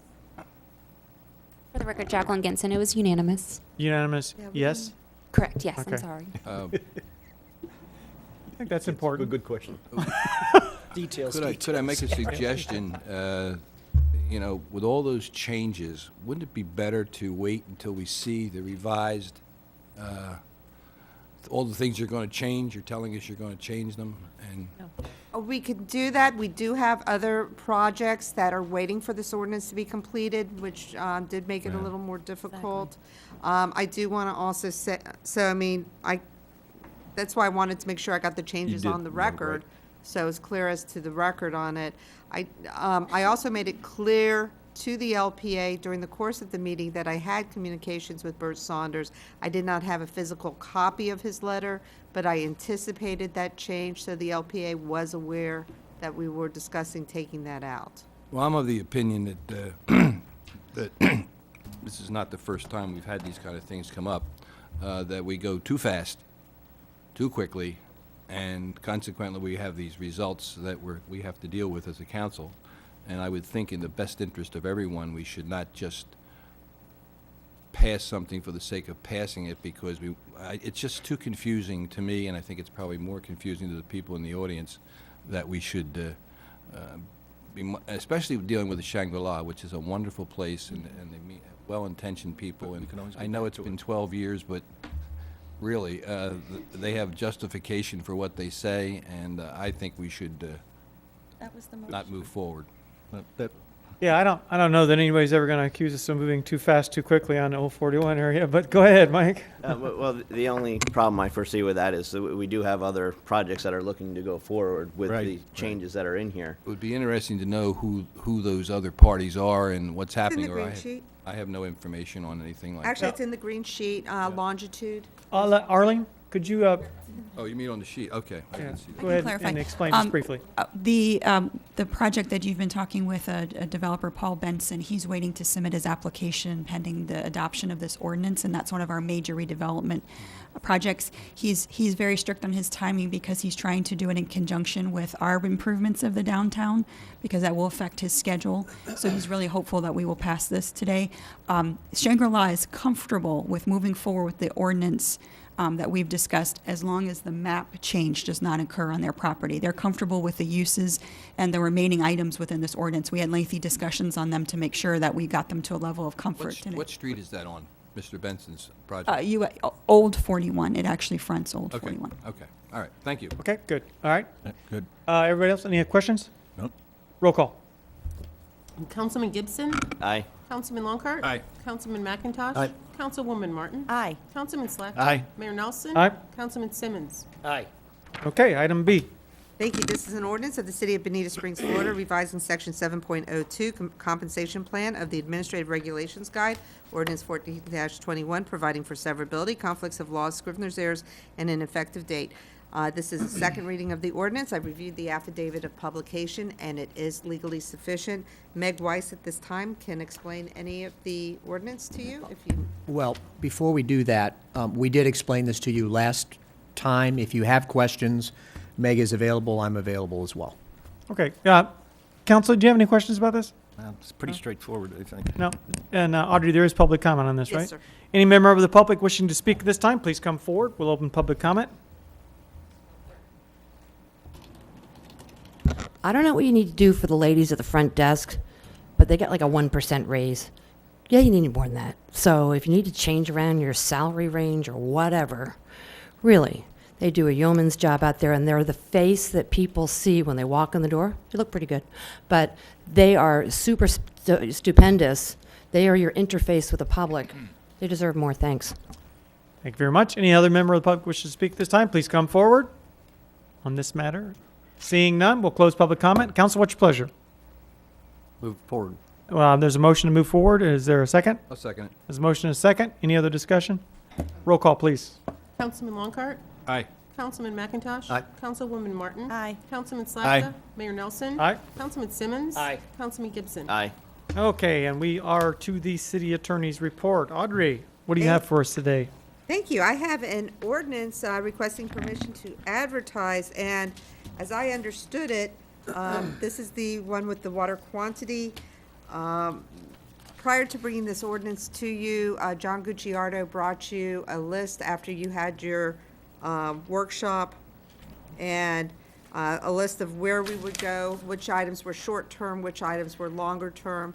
This was one of what we call the items that could be done relatively quickly. So it was on the list to do quickly, and thus, hence it is the kickoff or a start, although I believe that there's some things that John Gucciardo will also be providing you while we go through this ordinance change. You can ask John questions on that. You can also ask Stuart questions as to the change, as to the language. We did work with community development for this language to be very consistent, because we already exceed the Bonita plan, which has regulations, already exceeds the South Florida Water Management District regulations of 1 inch. We require a 1.5 in our comprehensive plan. This implementing regulation in the LDR would exceed above that in the DRGR area. And that's the change there, and that's strictly right from the Water Strategy Task Force. The other change was some cleanup language in item B, which talked about that when the city's master plan is completed and new level services, you're to use these other services until that time as an interim. That language was put in 2009, and it was put inside the comprehensive plan, but there was nothing in our implementing regulation, and I thought that could create a lot of error. So the cleanup language is just, hey, this is our levels of service, and that provides the consistency with the comprehensive plan. Whether you want Stuart for technical, John for process, we're happy to help. Thank you very much. John? Yeah, I'd like to add a couple of things as the liaison to the task force. I don't think I could give a better summary of the reasons for going forward on this than you heard from Nicole Johnson on behalf of the Conservancy.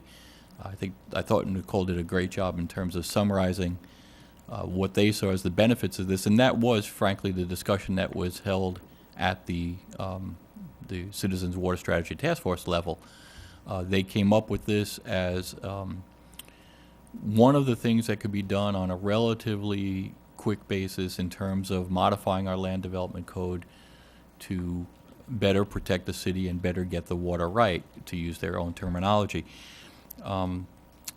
There are two other things I want to address just in response to stuff that you've heard from the public here today, and one is that we're going too fast with this, and we were only supposed to bring you back a plan for moving forward. And frankly, I thought that we had done that. On March the 18th, you heard from staff, me in particular, about a plan that we came forward with in order to identify I think there are 27 or 29, I forget now, actual recommendations that came out of the task force that were approved. We showed you who the lead entity or agency or department would be. We gave you a rough timeline on when those things would try to be accomplished, and when possible, we gave you some cost estimates. And as Audrey just mentioned, they were divided up into things that could be done relatively quickly, other things that we were aiming for to accomplish within a year, and other things which would be much more long-term. This was one of those things we thought we could at least start the process with relatively quickly, and that's what you're seeing here today. You also heard from a member of the public that this is somehow, in its practical matter, I think the quote was that as a practical matter is related to enhanced development, as if this is a way to further the cause of more development in the DRGR. That I can tell you that that was not the conversation that was held at the Citizens Task Force level. It was almost just the opposite, and that is, it was a recognition that there are property owners in the DRGR, there are certain development rights existing now in the DRGR, and what this was an attempt to do was to raise the level of compliance responsibility. In other words, the way the standard regulations would be now, there is an inch of protection needed. We currently, within the Bonita plan, have increased that to 1.5 inches, and this is an attempt to ratchet it up even further. You can quibble about whether or not the number was correct in terms of how much it was raised further, but this is the recommendation that came from your task force, and the thing that we're asking for today is just to advertise that, to go forward in the process, to let it go to the LPA, let it come back to council, give opportunity for public hearing, but that's all we're asking for today, is to take the first initial step on one of the recommendations from the task force. Okay, thank you, John. Very well done. Council, you have any questions or comments? Anything? Question. Yes, Janet. I know that, this is where the rubber starts to hit the road on this, and I'm supportive of this, but my question, I don't know if it is who it would go to, is the 10% enough? Are we doing all that we can do by limiting it to 10% at this point? And again, I would just tell you that while the task force members recognized that they were not engineers, right, they did hear from a vast array of different professionals during the course of the 1 year that they worked for you, And this was the recommendation that came from them based on that input. Now, whether or not it's the right magic number or not, I don't know. But I can tell you that there was a lot of deliberation that went into that number based on a lot of input that they had over the course of that year. So. I would suggest we listen from Stuart Smith, who is our engineer, who does look at different development orders and can tell you probably a little bit about the calculations. Hi, Stuart Smith, Community Development Engineer. Thanks for allowing me to speak today. The 10% increase, in my opinion, is quite an improvement. As was pointed out by the city attorney, also written here, and pointed out by John, we're already in our comp plan, 50% more than South Florida Water Management District, and professionally, I feel this is adequate. Okay. Any questions for Stuart? No? And let's say that somebody loses their mind and comes in here and comes in for a comprehensive plan amendment and wants to do something up there. Council, even if council wanted to entertain that, we could actually cause them to do more than this, couldn't we? Yes, we could as part of our development order process. Okay. All right. Thank you. Thank you. Any other questions? All right. Council, what's your pleasure? Move this forward. We want to move it forward to the first reading. And is there a second? I will second it, and I also had another question. Oh, who's question for Stuart? Probably. Okay. And I guess the question would be is that, we're only addressing this in the DRGR. Should this be citywide?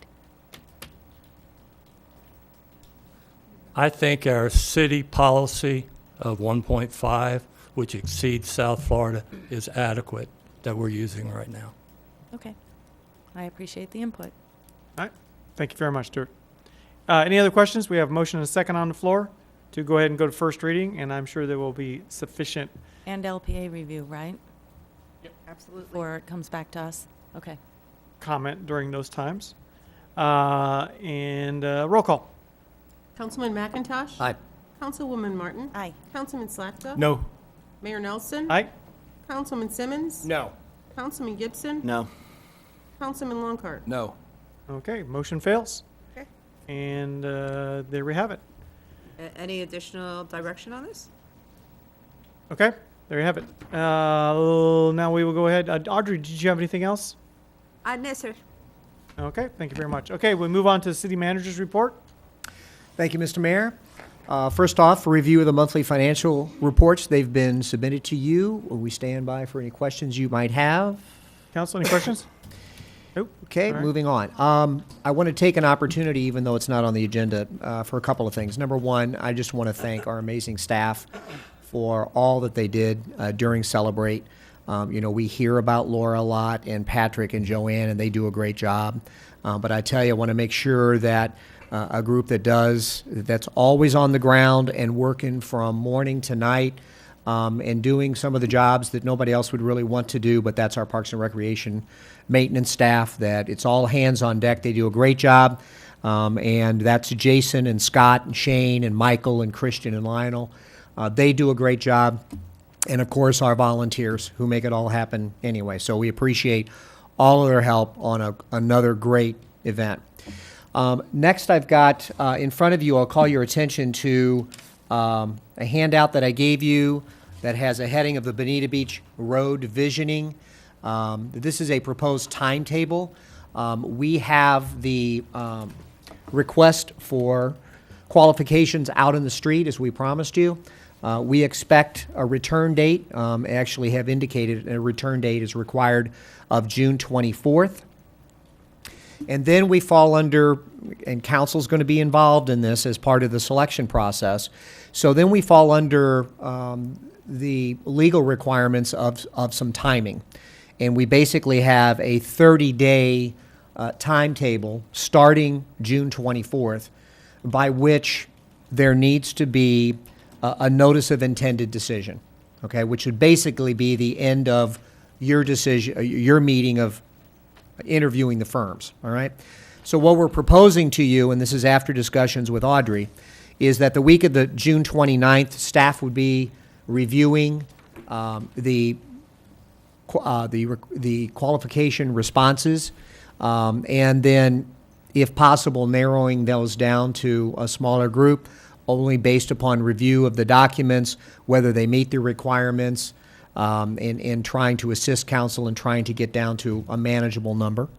And then the week of July 13th or the week of July 20th, we would need one meeting day for the council to meet actually in closed session, okay? And it's probably, there's a technical legal term for that, but basically would not be a public meeting. And we've talked about this before, where you would interview the firms, and then you would discuss those firms and then rank those firms. That meeting would not be televised, but would be recorded. So as soon as that meeting was over and the council had indicated a proposed ranking, then we would put that up on BTV, and everything you did would be transparent. And so, but that needs to be done before July 24th, okay, that ranking. Then, outside the 30 days, which would be a proposed August 5th council meeting, the city council, sitting in your capacity as you are now, would recommend the ranking and make final decision on that ranking. So if you're number one coming out of the interview session, I suppose would be likely the number one that you finally select, and then would direct staff to negotiate that contract on your city's behalf. So this is the proposed timetable. I just wanted to first off let you know that, see if you have any concerns about that, because there is a pretty quick pace once June 24th hits.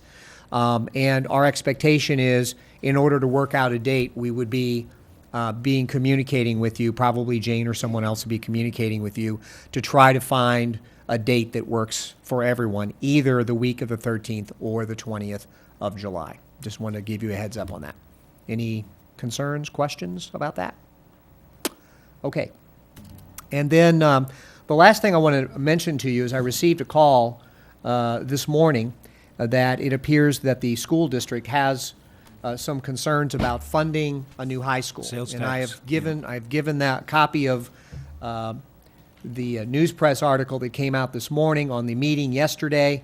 I just want to make sure you're aware of the situation. It is a funding issue, and wanted to make you aware that that is obviously creating a concern on being able to build the new high school. So that is all I have for my report, unless council has questions. Any questions? Yes, Steve. Just follow up on that very article this morning that I saw in the paper. Is this going to put a stop to the land swap, the looking around to find a piece of property that they can swap if that time comes about? Yeah, I don't know. I mean, I don't know to what extent they can move forward on any project without the appropriate funding. I just don't know the answer to that. I will ask. Will you please? Because it's really not about funding the high school at that point. It's about finding an appropriate piece of property that, if the funding comes about, then you can go ahead and build the high school without having to go through all this issue and pain of trying to find the proper place. I will get that clarified, sir. Great question. And I do have another question when there's time. Go ahead. Yeah. Go ahead. Is the sales tax tied to the funding? Is that the issue, Carl? Well, that's certainly one of the alternatives that they have been pursuing the hottest at this point in time. But they've gotten a signal from the state legislature that that is not something they're willing to consider. Okay.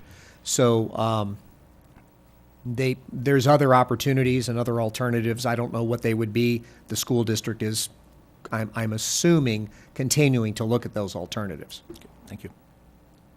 I do have one more question for the city manager, if that's okay. Yeah, go ahead. Carl, I guess I'm kind of lost in all the legislative work that's been going on, but where are we on the Pelican Landing residents who wanted to become part of Bonita Springs? I know that Representative Rodriguez put forward and was unanimously approved to take that into the hands of the legislature and allow those people into the city of Bonita Springs. Where is it now? Everything is good. That legislation has blown through all the committees on the House side.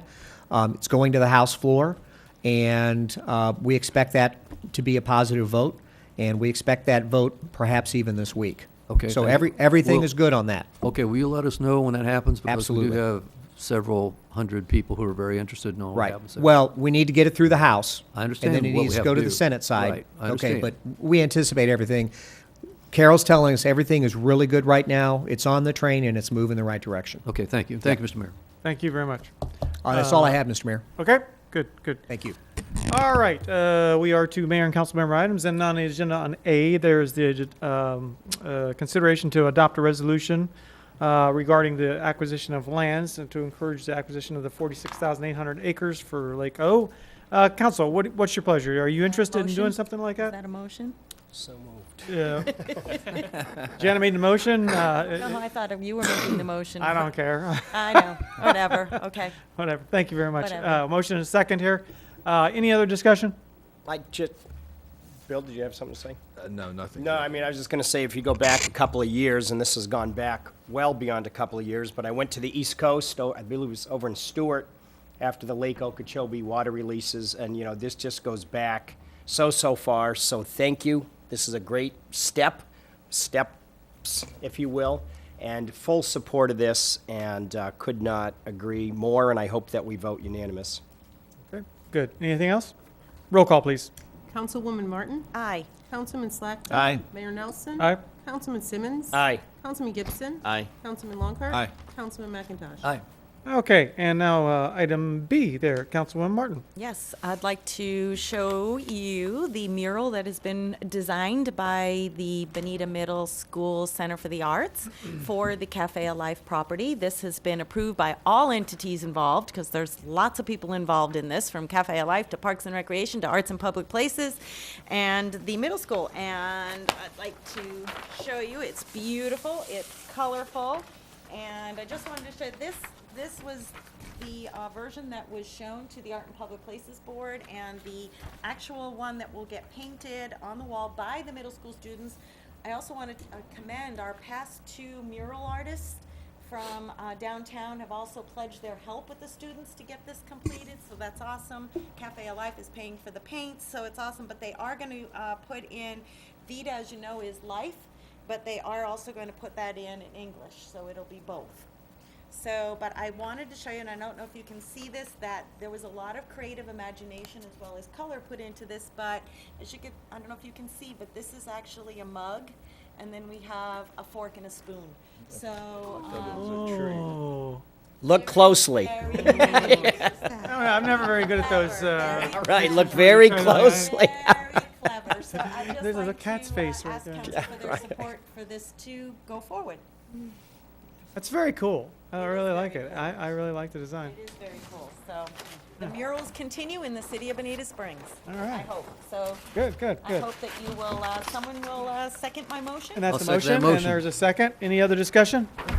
Roll call, please. Councilman Slackton? Aye. Mayor Nelson? Aye. Councilman Simmons? Aye. Councilman Gibson? Aye. Councilman Longcart? Aye. Councilman McIntosh? Aye. Councilwoman Martin? Aye. Okay, and Councilwoman, is there anything else you have while we're at it? Well, I just wanted to ditto what Kathy had said about the movies in the park. This is the last one for the season, and it is Earth Day for kids. Joanne, you couldn't pick a better movie as the Lorax, and I just want to say, it's one of my all-time favorites. And, Dr. Seuss, when this goes back to like 1971 when he wrote this, and he was very angry at the time at the way that the environment was going, in the direction that the world was going, and he wanted to bring recognition. And it's a great one, and I'm just going to quote the Little Lorax because this is the best quote from the book. And the movie's awesome, and it says, unless someone like you cares a whole awful lot, nothing is going to get better. It's not. And I think that just sums it up, and I hope to see everyone there. Thank you. Thank you very much. Before I go, take a moment here. Diane Lynn. Yep. Come up here. You don't ever get to be on this side over here very much. Come on over here. Everyone sees her back. Everyone knows what your back looks like.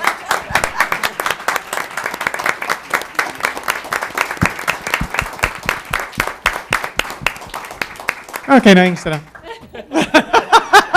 I was like, well, that was a lot of applause. I just said Diane Lynn. I'm going to say that every meeting, Diane Lynn.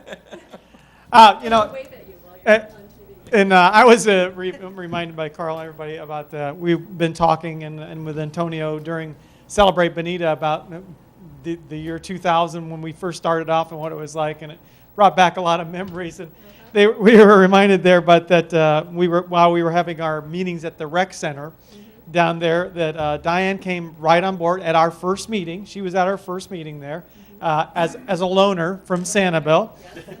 Gary made that happen somehow. I don't know. And then you were made temporary city clerk at our first city council meeting, April 15th, 2000.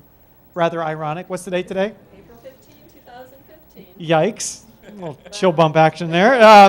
And per resolution 00-06, probably one of the first things that we did was to hire you. Yeah, it was to hire you. And then you were appointed to be the city council clerk, the treasurer, cook, everything that we could figure out to put on you, we did. And you are our entire finance department. Right there. Finance department, everything else there, per resolution number 0021. You saw we had our priorities in the order. Our priority was you, and our priority is still you. Thank you so much for what you do. And we have some flowers for you. There you go. And I got to tell you, they're beautiful flowers and everything, but it just doesn't do justice to everything you've done for all of us. And as hard as you work for the city, with your back turned to us all the time, or to them all the time, but we get to see your lovely face, and I hope we see it a lot more around here too. Thank you so much. And I promise you that margarita, we're going to get that, okay? All right? All right. Thank you. We had a picture. Thank you.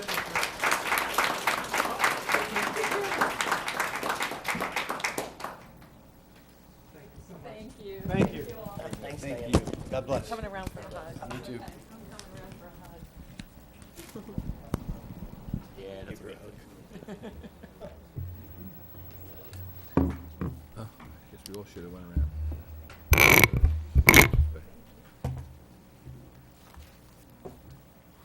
around. Wait, you can't leave yet. No, she has to stay. I don't think, right? I mean, it's bye, but it's not like bye. Bye. It's just wait. Okay, good. Move to approve the minutes. Okay, we have a motion to approve the minutes. Done. And we have a second? Second. And motion and a second. Any discussion? Roll call. We'll get back. Councilman McIntosh? Aye. Councilwoman Martin? Aye. Councilman Slackton? Aye.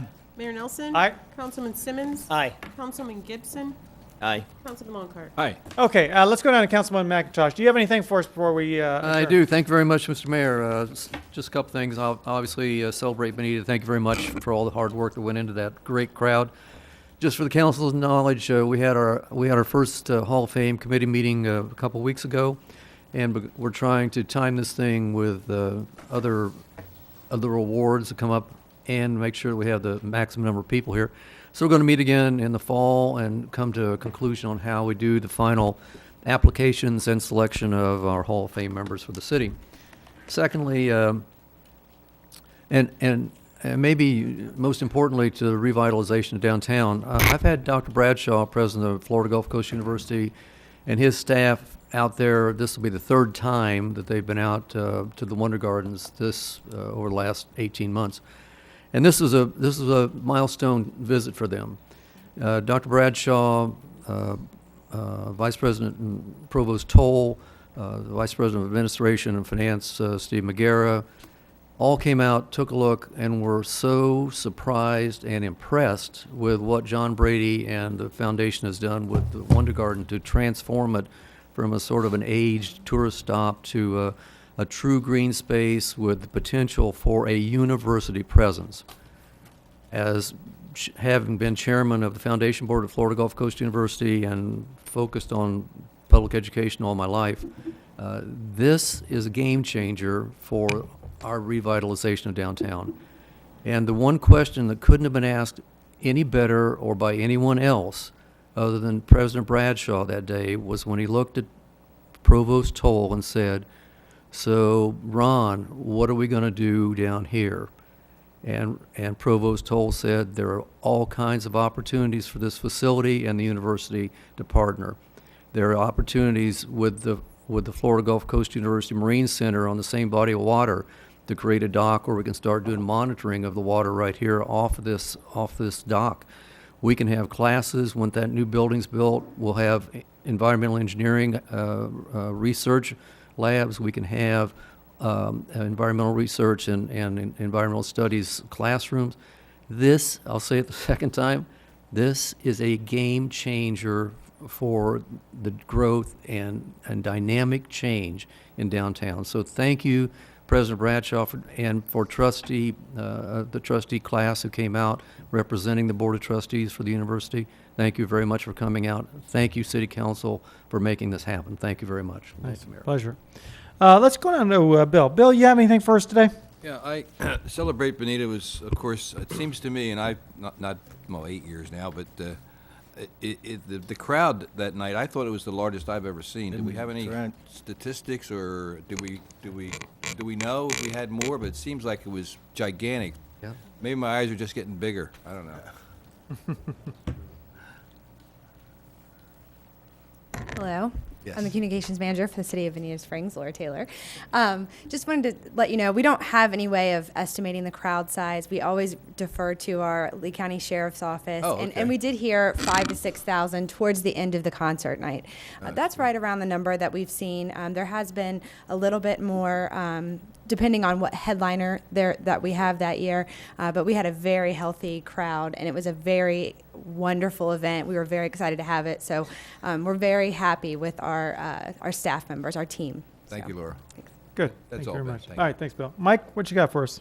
Well, I'd like to echo the sentiment on Celebrate Bonita. Everybody did a great job. Parks and Rec did a great job making sure everything's nice and clean down there and cleaned up afterwards. Laura, Joanne, Patrick, everybody in the whole city-wide did a great job. Heard nothing but good things from attendees. The other thing, I'd like to congratulate Southwest Florida's Everblades for making the playoffs. That's hence the playoff beard. Hopefully I'll have it for a while. But other than that, everything's good. Good deal. How about you, my friend? What's going on? Well, I'd like to recognize my lovely wife, Suzanne, daughter, Elizabeth, and son, Petey, in the crowd. Thanks for being here today. And on Diane Lynn Day and Tax Day, I have a statement that I'd like to read, so bear with me for a few minutes. On January 31st, 2012, I was honored to be overwhelmingly elected to represent the citizens of Bonita Springs from District 4 on the City Council.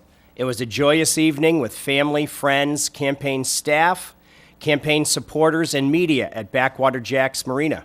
As I joked on election night, other than the 4,000 doors that my family and I knocked on, or the 30,000 pieces of campaign literature we mailed out, or the 10,000 robocalls from Sheriff Mike Scott and former Councilman John Joyce that we placed, our election was pure luck. Within weeks of being elected, I was thrust into the middle of a divisive issue that had previously been discussed on several occasions over a few years, a homeless shelter coming to Bonita Springs. The proposed location for the mega center within District 4 was immediately south of our children's school on Old 41. Some told me that the property rights outweighed all other interests and there was no need for the one-year moratorium I offered. But I disagreed, as did a unanimous city council, and I was proud to fight for the health, safety, and welfare of our school, our children, and our community. After hundreds of citizens spoke and the lawyers and courts reviewed the proposal, they ultimately also agreed. I am proud to have served on the Florida League of Cities, interacting with council members from around the state and sending our recommendations to Tallahassee, having served as an alternate to the Lee MPO, subsequently spearheading efforts to see that home rule was honored via 2 5-2 supermajority council votes that, after many presentations and testimonials, resulted in a 10-4 vote at the Lee MPO to uphold home rule and stop a federal all-or-nothing intersection study at the intersection of Bonita Beach Road and 41. I was also proud to have initiated several $1 million in enhanced landscaping citywide, which was started and will intensify moving forward, and initiated a long overdue visioneering study for Bonita Beach Road, which will attract bids from top architectural firms, as we saw today, from around the state and around the country, to help us move walkers, move joggers, move bikers, and move traffic, and keep local businesses accessible and flyover free. I am also happy that we, as a city, have kept Bonita Springs government light, reduced and held the line on the millage rate, are taking an ecological and smart approach to East Bonita Springs, and ensured the survival of a long-time landmark destination in the Wonder Gardens. In December of 2000, I was offered a position in the White House under President George W. Bush. After many discussions with my lovely wife, Suzanne, who was 7 months pregnant with our first child, Elizabeth, who you see out there, and handwriting the pros and cons on several sheets of paper on what we valued as a young family for the best interest of our family, we decided against accepting the position in the White House. In fact, it wasn't even close. Make no mistake about it, it was indeed an honor and indeed a privilege to have been asked. Fast forwarding to November of 2014, I was initially approached to run for the mayor of Bonita Springs, and as November turned into December, and December turned into January, the phone calls and the meetings intensified.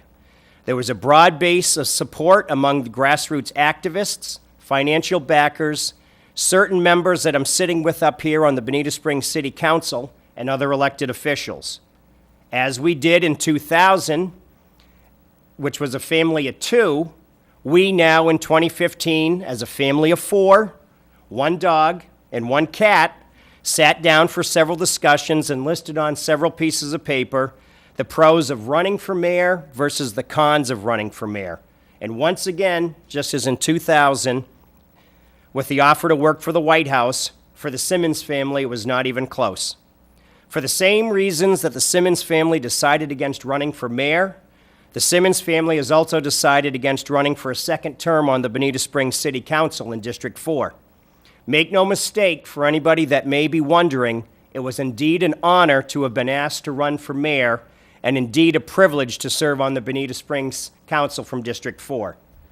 As my 3 predecessors in District 4, John Warfield, John Joyce, and John Spear did, all serving 1 4-year term and deciding against a second 4-year term to allow another new citizen the opportunity to serve the citizens of Bonita Springs, I too am making the same decision to not run for a second term and allow a new citizen the opportunity to serve. I look forward to continuing our hard work for the citizens of Bonita Springs and visioning for our great city over the next 11 months until March of 2016. It has been an honor and a privilege to serve with Mayor Ben Nelson, Councilman Bill Longhart, Councilwoman Martha Simons, Councilman Mike Gibson, Councilman Stephen Schlachta, Councilwoman Janet Martin, and Councilman Stephen McIntosh. With much admiration and respect for democracy, home rule, and the legislative process, I wish my new successor and future city councils well. Hashtag Simmons family. So that's all I have today. Well, wow. Well, it was a pleasure to serve with you. Absolutely. You and I are going to expire at the same moment. Wait a minute, it doesn't say anything about that. All right. Hey, can you beat that? Gosh, no. Well, same thing, Laura's heard me a million times, so we all know about Celebrate Bonita and all the wonderful things they do. And Godspeed, Diane. Thank you. We love you very much. Thank you so much, Steve. All right. And at this time, let's see. Let's go ahead and go to public comment. Anyone, a member of the public wishing to speak at this time, please come forward on any city matter. In the line forms Holy there. moly. Hey. Hello again, for the Hello record, again. Kathy McGrath. And guess what? When I was saying thank you about Celebrate Bonita, guess who I forgot besides my buddies at Parks and Rec? Our finest. There's only 2 of them back there, our wonderful deputies. I don't know how many people watching this know about our community policing, but let me tell you something. It is the greatest. These people, male and female, they don't rotate around. They're here in our city. They know every part of Bonita Springs. They know everybody, and they're like Santa Claus. They know whether you're naughty and they know whether you're nice. So thanks to them too. And I want to repeat what Martha said about that unfortunate accident. That was the night of Celebrate Bonita. If there's anyone out there, you can tell what you know and it'll remain anonymous, but please help the family. Let them know what's going on. Now, I want to bring up something since I mentioned police, and it has to do with this downtown revitalization. I have made my comments known at the workshops.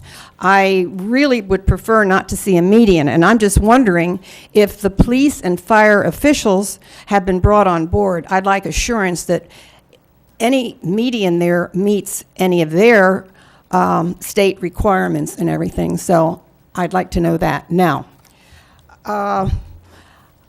with all due respect, I'd like to mention something. I keep hearing the word sprawl. And if you take a point in the center of Bonita and you draw a line east and west, it's about the same distance to the Gulf of Mexico as it is to Bonita Grand. So the DRGR, I don't call that sprawl. I call that infill. And remember, should anyone come and want to have a development there, you are the ones that decide the density. You are the ones that put high standards, okay? It was known over 15 years ago that area was not protecting our water supply. What is protecting our water supply is the crew trust. And again, getting back to sprawl, with all due respect, I don't want to step on any toes, but my idea of sprawl is not what is in the DRGR, that area between downtown there. It is the developments that have been built on the south side of Bonita Beach Road, stretching from I-75 all the way east to our county line. To me, that's sprawl. And some of those people are the same ones or the biggest outspoken of having any more development there, along with some people who have a lot of money living in gated communities in Bonita and on Hickory Island. And my personal feeling is they just don't want any more people coming using our roads and our beaches. I don't think they care one iota about the DRGR. Thank you very much. Thank you very much. Next speaker, please. Yeah, Fred Forbes. First of all, I want to pay my highest compliments to Peter Simmons and his recounting of some of the things that happened is right on target. I know on the homeless shelter, in fact, he not only was involved and sponsored the motion for the one-year moratorium, but I can tell you that after the ordinance left LPA, due to his great efforts and 2 or 3 other people, I was somewhat involved in it, but that ordinance got teeth put back in it that fell out of it in the LPA. So he is a man of all seasons, and he'll be sorely missed. I think I also want to pay my best wishes to Diane and her retirement. And I also want to tell you that the efforts of the fire district was unofficially happened. We were at a meeting up in Tallahassee, and a state representative, Pasadena, presented a little highlight of a bill which was going to totally change election. It was going to allow people to register online. Was going to also take all nonpartisan special district elections and put it on a primary election day. And a lot of difficult, that was a bill that had a lot of good intentions with a lot of potentially bad consequences.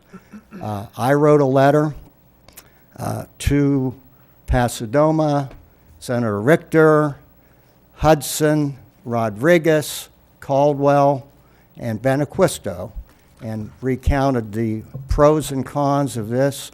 We also got the Florida Special District Association on it, and guess what? That bill that was stated to us was 100% surety that it would pass has been killed. In fact, it was on TV about it being killed, and I believe that that was a good thing for everybody because everybody is a voter, whether it's Bonita Springs Fire District, Lee County, Collier, the state of Florida. Thank you. Thank you very much. Anyone else this time? Mr. Mayor, City Council, fellow Benetians, and especially Peter Simmons, Jesse Purdon, District 2, for the record. I think I'm taking this a little harder than Peter is, to be honest with you all. It reminded me, okay, when I'm a big football fan, if you don't know this about me, okay?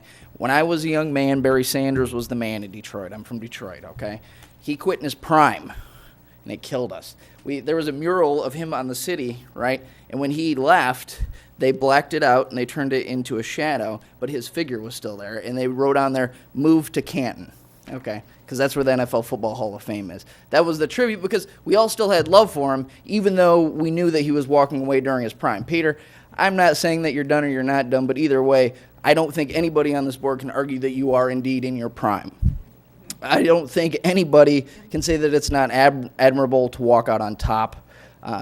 Your leadership for the shelter, to the DRGR, to downtown development, to all of these issues have been exactly what our city needs, and no one cares like you do. I remember when you were first campaigning, and it was the first time I'd seen you since Michigan, and you were talking to me about Bonita Springs and how Bonita Springs was right where it was at and where it was headed and all of the things for it. The passion that you have for the city is really what sparked me. That was before I knew. You were one of the first people to wrap your arms around me in this city, and I want you to know, as a mentor, as a leader in the city, I've learned a lot from you and from the politicos on the local level. Let's not lie. There's nothing better. Okay, so whatever the issue, name your issue. Development, okay? When all the dust starts to settle and everybody's going at it, it's most contentious meetings that we have. The rooms are full. After the dust settles and Peter Simmons and Ben Nelson finally get to lock horns, tell me for the city of Bonita, for the politicos and the Benetians, it's beautiful. And the reason it's beautiful, not because which side you take on it, it's because the passion both these men have for the city of Bonita Springs.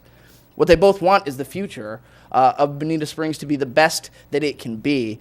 And the passion and leadership that you've shown has taught me so much, and I would be remiss to not come up here and ask everybody to get up and say thank you for your service, thank you to your family, to the community, to the country. Thank you very much, Peter Simmons.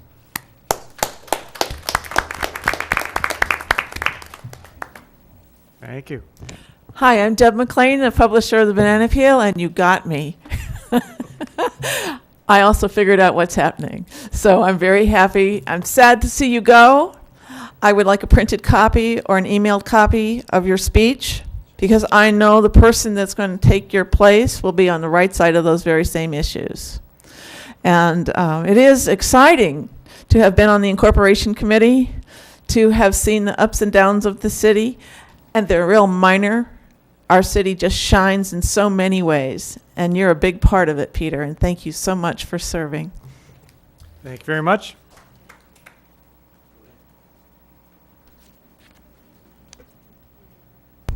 Peter O'Flynn, resident of Bonita Bay. Peter's going to start sounding like some kind of eulogy or something here, but one thing is we all believe Bonita Springs is a fantastic, great place. The only arguments we have among one another as friends is how to make it perfect. So there's been a recounting of a lot of the things you've been involved in. Personally, I've agreed with you on some. I've disagreed with you on some. But to me, the most important point is with respect to your character, which is when you disagree, it's a disagreement. But afterwards, it's still, hi, buddy, how you doing? Still friends, still talking. Always an equanimity, whether you agree on an issue or disagree on an issue. And that is absolute class. And I want to thank you for that. Anyone else this time? Please come forward. We got 11 months. Why are we saying goodbye? We got a lot of road to cover here. So, you know, Ben, this is Goes really back to you taking down my campaign sign, Martha. That's what it was, right? right out my back door. Okay, but we have a lot of stuff going down the pike in the next 11 months, so I'll be looking forward to working with y'all.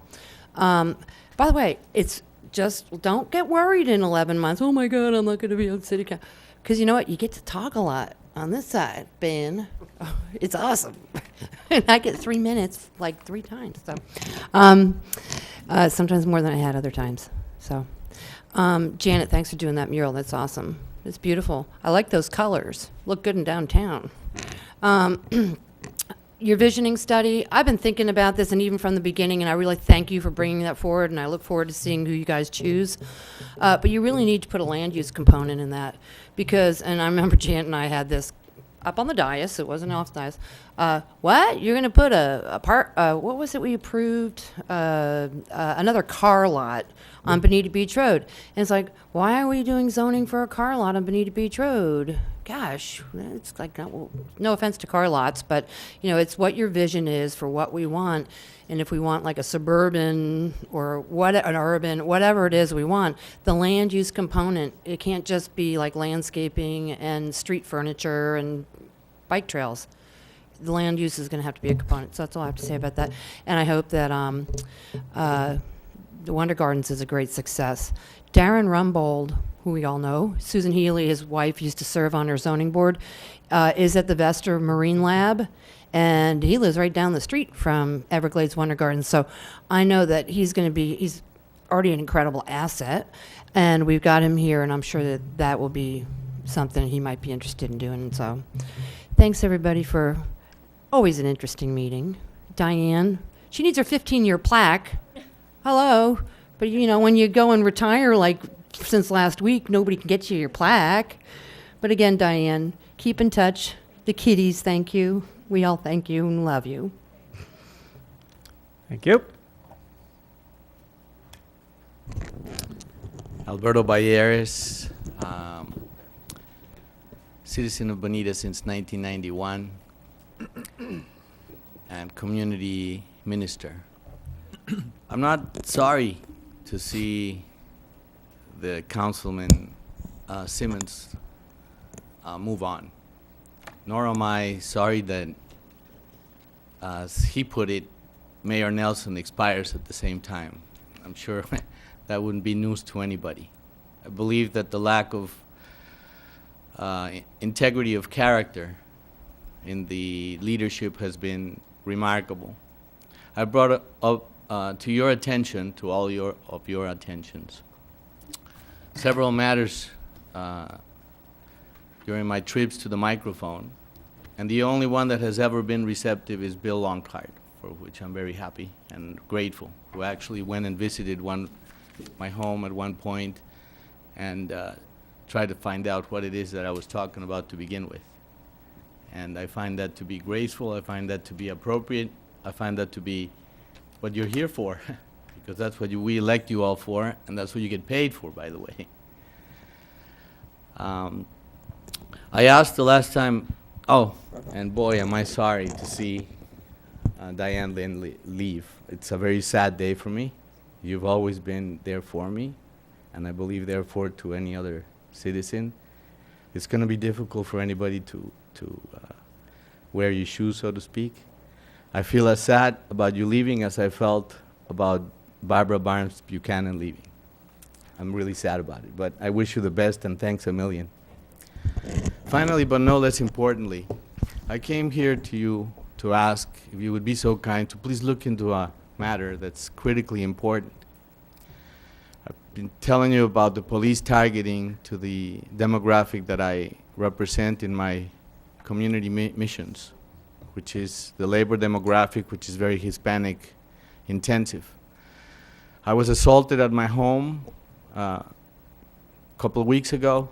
I asked for support to find out why it is that a report was not produced, which is, from what I understand, without precedent.